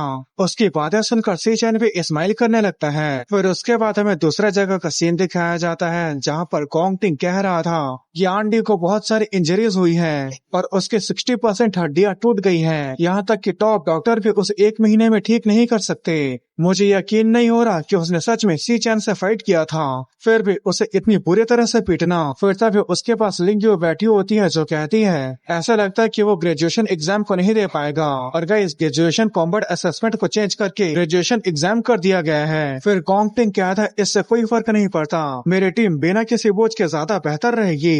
गोंग टिंग के बगल में एक आदमी खड़ा होता है जो कहता है, ये फिर से वही सी चैन है और इस आदमी का नाम गोंग जुआन होता है जो नेशनल अवेकनर यूनिवर्सिटी का कैरियर सर्विस का डायरेक्टर था, जो कहता है, मैंने पिछले रैंक असेसमेंट के टेस्ट रिजल्ट को कंफर्म कर लिया है, सी चैन असल में सी रैंक में है। वो अकेला स्टूडेंट है जो पूरे स्कूल में तुम्हारे से ज्यादा हायर रैंक पर है। उसकी बातें सुनकर गोंग टिंग भी हैरान हो जाता है। तुम्हारे फादर ने ग्रेजुएशन एग्जामिनेशन के लिए तुम्हारे परफॉर्मेंस को इंस्पेक्ट करने के लिए खुद अलायंस के वाइस चेयरमैन को बुलाया है, तो तुम्हें इस बात पर बहुत ज्यादा ध्यान देना है कि तुम्हारे लाइमलाइट को कोई दूसरा ना छीन पाए। और अगर ये सब फेल हो जाए, मैं बस तुमसे इतना ही कह सकता हूँ भतीजी कि तुम गोंग टिंग के टीम को ज्वाइन कर लो। फिर गोंग टिंग कहता है, सर आप बहुत ज्यादा सोच रहे हो, क्या आपको सच में लगता है कि मैंने रैंक असेसमेंट में अपनी पूरी ताकत का यूज किया था? आपको किसी भी चीज की चिंता करने की जरूरत नहीं है। ग्रेजुएशन एग्जामिनेशन के दिन लोगों को पता चल जाएगा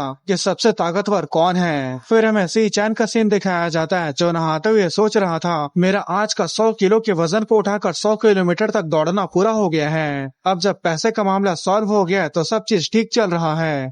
ग्रेजुएशन पूरा होने के बाद मेरा असली प्लान शुरू होगा। अभी के लिए मेरा अगला स्टेप ग्रेजुएशन एग्जामिनेशन के 1 मिलियन युआन प्राइज मनी को सिक्योर करना है और किंगजी के लोन को वापस करना है। मुझे उसके साथ एक अच्छा रिलेशन बनाकर रखना पड़ेगा। आखिरकार फ्यूचर में मुझे उससे काफी कुछ चीजों की जरूरत पड़ेगी। ग्रेजुएशन एग्जामिनेशन शुरू होने में 1 महीना से भी कम का समय बचा है, इसलिए मुझे और भी लेवल अप करना होगा। फिर उसके बाद वो सो जाता है और वो जैसे ही सोता है उसे उसका सिस्टम उसके सपने में उसे डीमन टावर के पास भेज देता है। और गाइस, डीमन टावर का नाम चेंज करके टावर ऑफ डार्कनेस कर दिया गया है। फिर सी-चैन उस टावर के दरवाजे के पास जाते हुए सोचने लगता है, इसलिए रैंक असेसमेंट से मुझे पता चला मेरी सबसे कमजोर क्लास भी सी रैंक की है और जो मेरी सबसे ताकतवर क्लास है उसके बारे में मुझे अभी तक नहीं पता चला है। भले ही ये एक एस रैंक है, फिर भी मैं इसके फुल पावर को यूज नहीं कर सकता और मुझे ठीक से पता भी नहीं कि ये क्लास कितना ज्यादा पावरफुल है। तो मेरे पास जो 2 क्लासेस बचा हुआ है उनका रैंक मुझे अभी तक नहीं पता।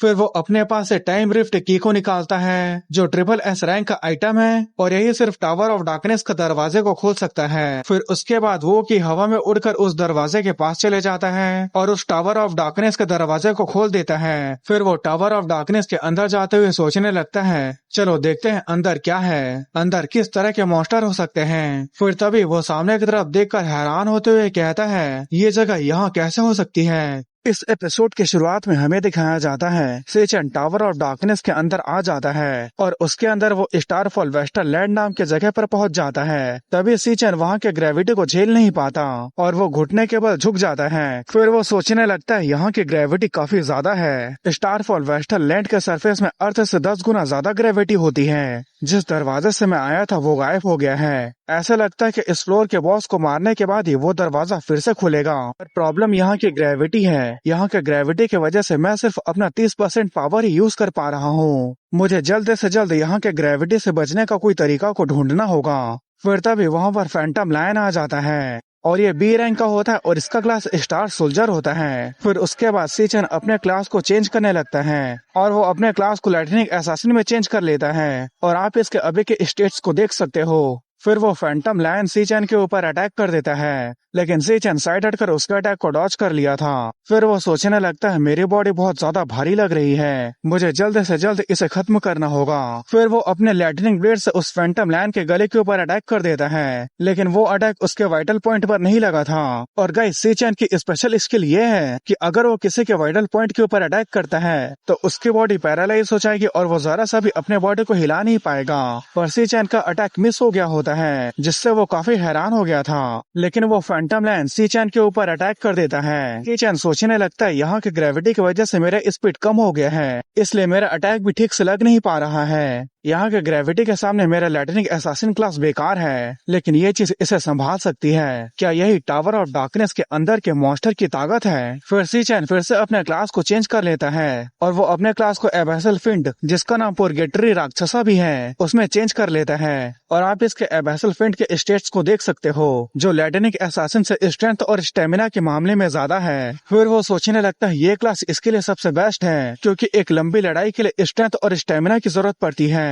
फिर वो अपने हाथ से उस फैंटम लायन को पंच मार देता है, जिससे वो जमीन पर गिर जाता है। फिर वो सोचने लगता है, मैं इस क्लास की मदद से अपने ग्रेविटी को बढ़ा सकता हूँ और अगर मैं ऊपर से नीचे की तरफ पंच मारता हूँ तो ग्रेविटी और भी ज्यादा बढ़ जाएगी। और गाइस, एबैसल फिंड क्लास का एक स्किल है जिसमें वो अपने आसपास की ग्रेविटी को 3 गुना बढ़ा सकता है और कम भी कर सकता है। और वो इस स्किल की मदद से ग्रेविटी को 100 से 200, 200 से 400 और 400 से 600% तक बढ़ा देता है। फिर वो सोचने लगता है, इस जगह पर पहले से ही ग्रेविटेशनल फोर्स ज्यादा है, तो इस हिसाब से मेरे पंच का फोर्स ग्रेविटी से 60 गुना ज्यादा होगा। तो इस हिसाब से मेरा पंच का फोर्स 60 गुना ज्यादा होगा। फिर वो उस फैंटम लायन के ऊपर अटैक कर देता है और उसके अटैक के फोर्स की वजह से वहाँ के आसपास की जमीन तबाह हो जाती है। और इस स्किल का नाम होता है ट्रिपल कैलेमिटी ओवरलोड मोड।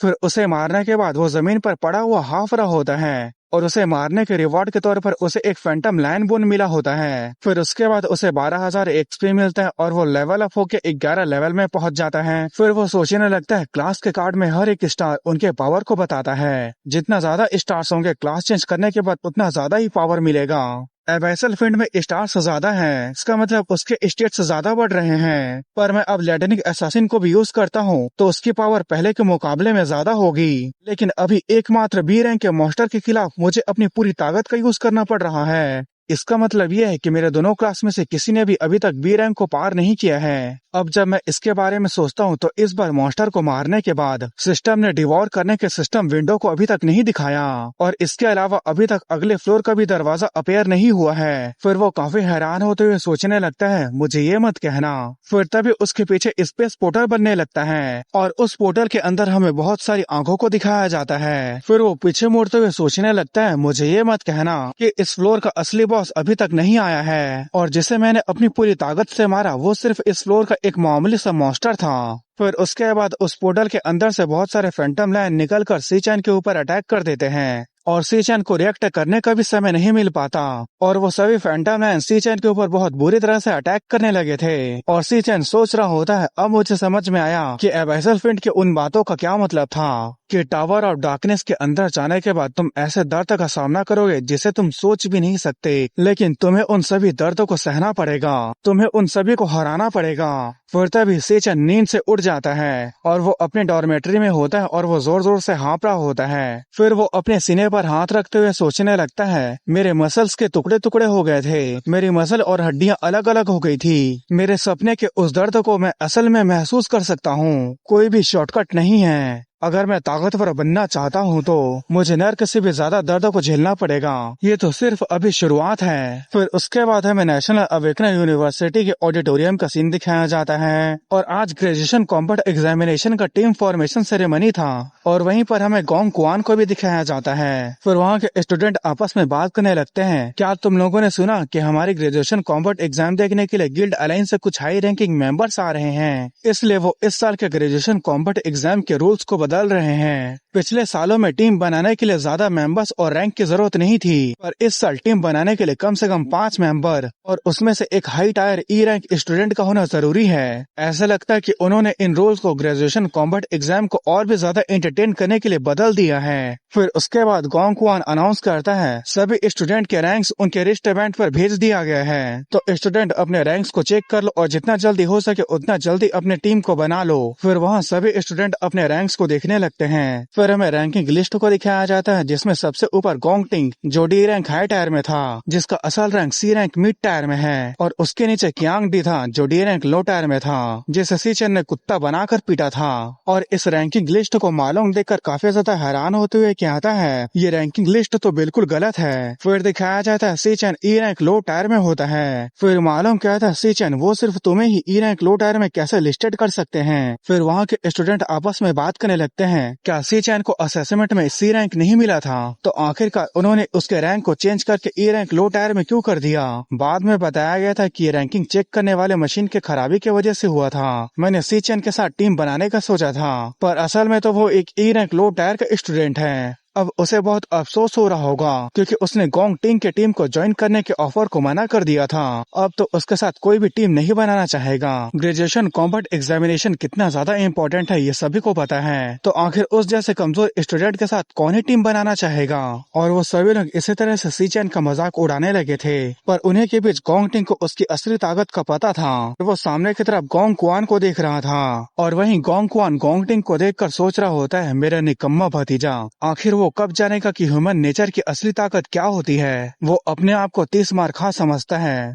लेकिन उसे समझना चाहिए कि उससे भी कोई न कोई ताकतवर होगा। मैं उसके ताकत के ऊपर भरोसा करके जोखिम नहीं उठा सकता, इसलिए मैं सी-चैन को ग्रेजुएशन कॉम्बैट एग्जामिनेशन में पार्टिसिपेट ही नहीं करने दूंगा। इस चैप्टर के शुरुआत में अनाउंस किया जाता है, स्टूडेंट प्लीज जितना जल्दी हो सके अपनी टीम को बना ले। फिर उसके बाद बहुत सारे लोग गोंग टिंग के पास आने लगते हैं और वो लोग अपने आप को उसकी टीम में ज्वाइन करने के लिए रिक्वेस्ट करने लगते हैं और वो लोग उसकी फुल चाटुगिरी करने लगते हैं। और गोंग टिंग के बगल में गोंग चैंग होता है जो कहता है, सभी लोग चुप हो जाओ और यहाँ से साइड हटो, हम लोगों को सिर्फ एक स्टूडेंट की जरूरत है। फिर उसके बाद थोड़ी देर बाद का सीन दिखाया जाता है जहाँ सभी लोग अपनी अपनी टीम को बना लिए थे। फिर मालूम कहता है, हमने आसपास कई बार पूछा लेकिन कोई भी हमारे टीम को ज्वाइन नहीं करना चाहता। फिर जो कहता है, हमारे टीम में 4 लोग हैं और हमारे पास सिर्फ एक आदमी की कमी है, अगर हमारी टीम नहीं बन पाती है तो हम ग्रेजुएशन एग्जाम को नहीं दे पाएंगे। फिर मालूम कहता है, ये बहुत अजीब बात है, सी-चैन के रैंक को सबसे नीचे क्यों किया गया है, टीम बनाने के लिए भी भी कम से कम 5 लोगों की जरूरत है और उसमें से भी एक मेंबर का हाई टायर ई रैंक होना जरूरी है। ऐसे लगता है कि वो जानबूझकर हमें टारगेट बना रहे हैं। फिर सी चैन सोचने लगता है ग्रेजुएशन कॉम्बैट एग्जामिनेशन ये सभी को अपनी स्किल दिखाने का एकमात्र चांस है। इसमें टीम बनाकर हाई स्कोर करना एक अच्छे फ्यूचर का एकमात्र तरीका है। फाइनल एग्जाम में डंजन के अंदर के मॉन्स्टर टीम मेंबर के हिसाब से होता है, लेकिन ज्यादा टीम मेंबर का मतलब ज्यादा मॉन्स्टर भी है और हाई स्कोर करना और भी ज्यादा मुश्किल हो जाता है। तो भले ही कोई भी गोंगटिंग जैसे पावरफुल टीम में ज्वाइन ना हो सके,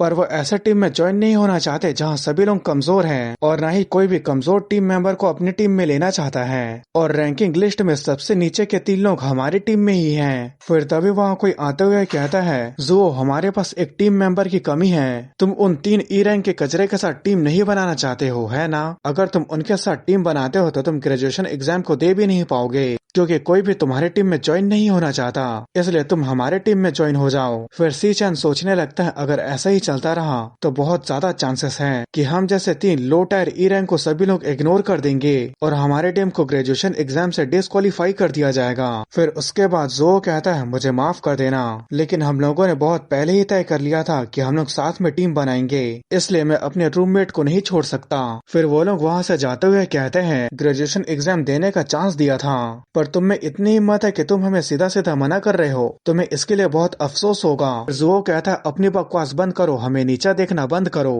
फिर मालोंग रैंकिंग लिस्ट को देखता है जहाँ पर बहुत सारे लोगों ने ऑलरेडी अपनी टीम को बना लिया था। फिर मालोंग कहता है सिर्फ कुछ ही हाई टायर ई रैंक के लोग बचे हुए हैं, हमारे पास सिर्फ एक मेंबर की कमी है, पर कोई भी हमारी टीम में नहीं आना चाहता। फिर उसके बाद सी चैन बगल में मुड़ता है और डीमन हट के स्किल को यूज करता है और वो उस स्किल से गोंग जुआन को देखते हुए सोचने लगता है C rank mid tier career service का डायरेक्टर गोंग जुआन, इसका भी सरनेम गोंग टिंग की तरह गोंग है, तो हो सकता है कि ये भी गोंग फैमिली का एक मेंबर हो। इतने इम्पोर्टेंट ग्रेजुएशन एग्जाम में रूल को इतने अचानक से बदल देना, और उसने मेरे रैंक को भी सबसे नीचे कर दिया ताकि कोई भी मेरे साथ टीम नहीं बनाना चाहेगा। क्या उसे सच में लगता है कि मैं गोंगटिंग के लिए इतना ज्यादा खतरनाक हूँ? मुझे लगता है जिन लोगों के पास पावर होती है वो लोग जो मन चाहे वो करते हैं, लेकिन जो हो जाए मैं इस ग्रेजुएशन एग्जाम को किसी भी कीमत पर दूंगा। और क्योंकि तुम मुझे इस तरह खुले आम टारगेट बना रहे हो तो मैं भी अब पीछे नहीं हटूंगा। हमारे पास हमारी एबिलिटी सिर्फ एग्जामिनेशन के लिए नहीं है। तो सी चैन अपने लैटिनिक एसासिन क्लास को यूज करता है और वो आगे की तरफ बढ़ने लगा था, जिसे देखकर गोंग जुआन भी हैरान हो जाता है। उसे देखकर मालूम चिल्लाते हुए कहता है सी चैन तुम ये क्या कर रहे हो? फिर सी चैन सोचने लगता है वेगनर यूनिवर्सिटी में हमेशा से एक स्पेशल ट्रेडिशन रहा है स्टूडेंट को उनके क्लास को मास्टर करने में और उनके बैटल स्किल को बेहतर करने में। स्टूडेंट जब चाहे वो किसी भी दूसरे स्टूडेंट के साथ 1v1 चैलेंज कर सकता है। माना कि ये जल्दबाजी में किया हुआ फैसला है, लेकिन अपनी असली ताकत को दिखाने का ये सबसे अच्छा तरीका है। अगर मैं किसी भी स्टूडेंट को चैलेंज करता हूँ तो वो मना कर सकता है, लेकिन गोंगटिंग वो कभी भी मना नहीं करेगा। मुझे बस गोंगटिंग को हराना है। फिर उसके बाद जो लोग हाई स्कोर बनाना चाहते हैं वो लोग अपने आप ही हमारे टीम में ज्वाइन होना चाहेंगे। फिर तभी पीछे से कोई आते हुए कहता है सी चैन ऐसा लगता है कि तुम्हारे टीम में अभी भी एक मेंबर की कमी है। मैं भी इस साल के ग्रेजुएशन एग्जामिनेशन में पार्टिसिपेट करना चाहती हूँ। और ये लिंग्यू होती है जो कहती है मेरा मिडिल स्कूल में डी रैंक था, इसलिए मैं तुम्हारे टीम में ज्वाइन होकर बिल्कुल भी बोझ नहीं बनूंगी। और लिंग्यू को देखकर उसके टीम मेंबर सोचने लगते हैं आखिर सी चैन लिंग्यू को कब से जानता है, वो हमसे आजकल बहुत सारी बातों को छिपाने लगा है। और उसे देखकर गोंगटिंग भी हैरान हो गया था। फिर गोंगचैंग चिल्लाते हुए कहता है सिस्टर तुमने अभी क्या बकवास किया? और गाइस लिंग्यू इसकी कजन सिस्टर है। और इस बात को सुनकर गोंग जुआन भी हैरान हो जाता है, जो उसे हजम नहीं होता और वो खांसने लगा था, क्योंकि उसने तो गोंगटिंग का मदद करने के लिए बोला था और ये उल्टा सी चैन की ही मदद कर रही है। फिर उसके बाद लिंग्यू सी चैन के पास आने लगती है और वहाँ के स्टूडेंट बात करने लगते हैं। स्टूडेंट काउंसिल के वाइस प्रेसिडेंट लिंग्यू, क्या वो सच में सी चैन जैसे कचरे की टीम में जाना चाहती है? क्या वो सच में इस साल के ग्रेजुएशन एग्जाम को देना चाहती है? उसका बैकग्राउंड बहुत ही मिस्टीरियस है। रूमर्स है कि वो सेंगे के बहुत ही जीनियस स्टूडेंट है। फिर गोंग जुआन सोचने लगता है आखिर वो लड़की कब से बाहर लोगों का साथ देना शुरू कर दी। फिर वो कहता है मिस लिंग्यू एक एक्सचेंज स्टूडेंट होने के नाते तुम स्कूल के ग्रेजुएशन एग्जाम में पार्टिसिपेट करने के लिए एलिजिबल नहीं हो। इसके अलावा तुम इस स्कूल में ट्रांसफर होने के बाद अभी तक तुमने अपने रैंक को चेक नहीं कराया है, इसलिए हमें तुम्हारे असली रैंक के बारे में कुछ भी नहीं पता है और हमारे पास तुम्हारे रैंक को लेकर कोई रिपोर्ट भी नहीं है। अगर हम इस ग्रेजुएशन एग्जामिनेशन में तुम्हें पार्टिसिपेट करने देते हैं तो ये हमारे रूल के खिलाफ होगा। फिर तभी वहाँ पर प्रिंसिपल आते हुए कहता है डायरेक्टर गोंग जुआन बिल्कुल सही बोल रहे हैं। और उसे देखकर मालूम चिल्लाते हुए कहता है प्रिंसिपल आप यहाँ पर कब आए? और उसे देखकर गोंगजुआन खड़े होते हुए सोचने लगता है क्या यहाँ प्रिंसिपल भी है। तभी प्रिंसिपल मालों के पास से टेलीपोर्ट होकर लिंगू के पास आ जाता है और उसे कहता है, लिंगू तुम एक्सचेंज में कुछ समय के लिए हमारे स्कूल में हो, तो तुम इन सब मामलों में क्यों शामिल हो रही हो। फिर सीचन हैरान होते हुए सोचने लगा था, मुझे लगा था कि प्रिंसिपल सोल्जर क्लास से है, तो आखिर उनके पास टेलीपोर्टेशन एबिलिटी कैसे है। फिर प्रिंसिपल कहता है, लिंगो अगर तुम पार्टिसिपेट करती हो तो ये फेयर नहीं होगा। ग्रेजुएशन कॉम्बैट एग्जाम तभी मायने रखेगा जब स्टूडेंट अपनी असली ताकत का यूज करेंगे। क्या तुम इस बात से एग्री नहीं करती। फिर लिंगो कहती है, आप मुझे शर्मिंदा कर रहे हैं। फिर सीचन डीमन हट के एबिलिटी का यूज करके उनके रैंक को देखने की कोशिश करता है, पर उनके रैंक की जगह उनके सिर पर क्वेश्चन मार्क दिखा रहा था। तो इसका मतलब इन लोगों का ए रैंक हो सकता है या एस रैंक हो सकता है, क्योंकि जब सीचन बी रैंक से ज्यादा पावर का यूज किया था तो डीमन हट उसे नहीं झेल पाया था। फिर उसके बाद गोंगजुआन कहता है, प्रिंसिपल आप बिल्कुल सही कह रहे हैं, हमारा स्कूल एक प्रेस्टिजियस स्कूल है क्योंकि हमने हमेशा अपने रूल को फॉलो किया है, इसलिए हम रूल को नहीं तोड़ सकते। फिर प्रिंसिपल कहता है, नेशनल अवेकनर यूनिवर्सिटी का मिशन अवेकनर्स को तैयार करना है और उनके लिए एक ऐसा स्टेज तैयार करना है जो उनके टैलेंट को सभी के सामने दिखा सके, ताकि दुनिया में टैलेंटेड अवेकनर की कमी ना हो। Graduation combat examination national awakener university का बहुत सालों का ट्रेडिशन है और एक स्टूडेंट के लिए लाइफ का सबसे इम्पोर्टेंट चीज है। पर अगर हमारे स्टूडेंट किसी की वजह से इस अपॉर्चुनिटी को खो देते हैं तो हमारा स्कूल इस रेपुटेशन को कैसे बनाए रख सकता है। उसकी बातें सुनकर गोंगजुआन हैरान होते हुए सोचने लगता है, वो इन बातों को इनडायरेक्ट मुझे बोल रहे हैं, क्या उन्हें पता चल गया है कि मैंने रूल्स को बदल दिया है। वो कभी इन बातों पर ध्यान नहीं देते हैं, पर आज वो लिंगू के साथ मिलकर नाटक कर रहे हैं। क्या ये सब उस बच्चे की वजह से है। अब इससे कोई फर्क नहीं पड़ता, मुझे उस बूढ़े बेवकूफ से बहस करने की जरूरत नहीं है। गोंगटिंग मैं तुम्हारी मदद बस यहीं तक कर सकता था। सभी हाई रैंकिंग स्टूडेंट दूसरे के साथ टीम बना चुके हैं और सी चैन की टीम में तीनों कमजोर लोग हैं, उनके साथ कम्पीट करना तुम्हारे लिए मुश्किल नहीं होगा, तुम आसानी से जीत सकते हो। फिर उसके बाद गोंगजुआन झुकते हुए कहता है, आपने बिल्कुल सही कहा, ये कैरियर सर्विस डिपार्टमेंट की गलती थी, हम लोगों ने गलत अंदाजा लगाया था, हमें लगा नहीं था कि इससे कुछ स्टूडेंट अपनी टीम को नहीं बना पाएंगे। फिर वो कहता है, मैं अनाउंस करता हूँ, जिन लोगों की टीम के पास 5 मेंबर्स नहीं हैं या उनके टीम में कोई हाई टायर ई रैंक का मेंबर नहीं है, वो भी अपनी टीम को बना सकते हैं। ग्रेजुएशन कॉम्बैट एग्जामिनेशन के दरवाजे सभी स्टूडेंट के लिए खुले हुए हैं। फिर उसके बाद सीचन और उनके रूममेट अपनी टीम को बना लेते हैं। फिर वो लोग काफी खुश होते हुए कहते हैं, अब हम बिना किसी प्रॉब्लम के ग्रेजुएशन एग्जाम को दे सकते हैं। फिर मालोंग कहता है, सीचन तुम हमारे टीम के कैप्टन बनोगे। फिर प्रिंसिपल कहता है, जितना मैंने सोचा था लिंगो तुम उससे ज्यादा सीचन में इंटरेस्टेड हो। एक तरफ गोंग टीम की टीम जो स्कूल की हिस्ट्री में सबसे स्ट्रॉन्गेस्ट टीम है और दूसरे तरफ सी चैन की टीम जिसके 3 रूममेट्स पूरे स्कूल में सबसे लोएस्ट रैंक के हैं। मैं ये जानने के लिए बहुत क्यूरियस हूँ कि आखिर वो लोग कौन से डंजन को चुनेंगे और वो दोनों कितने स्कोर को बनाएंगे। फिर एग्जामिनर कहता है, टीम बनने के बाद टीम का कैप्टन डंजन को चुन सकता है। फिर तभी उसके टैब में एक नोटिफिकेशन आता है, एक टीम ने ऑलरेडी एक डंजन को चुन लिया है और ये नोटिफिकेशन दूसरों के में भी आ गया था और वो लोग बात करने लगते हैं, क्या सीचन की टीम ने ऑलरेडी एक डंजन को चुन लिया है, क्या उन्होंने सच में उसी डंजन को चुना है। और वहीं उसकी टीम कहती है, सीचन क्या तुम पागल हो गए हो, उसे जल्दी से कैंसिल करो, क्या तुम्हें पता भी है कि तुमने किस डंजन को चुना है। पर सीचन उनकी बातों को इग्नोर करके उस डंजन के नाम की तरफ देख रहा होता है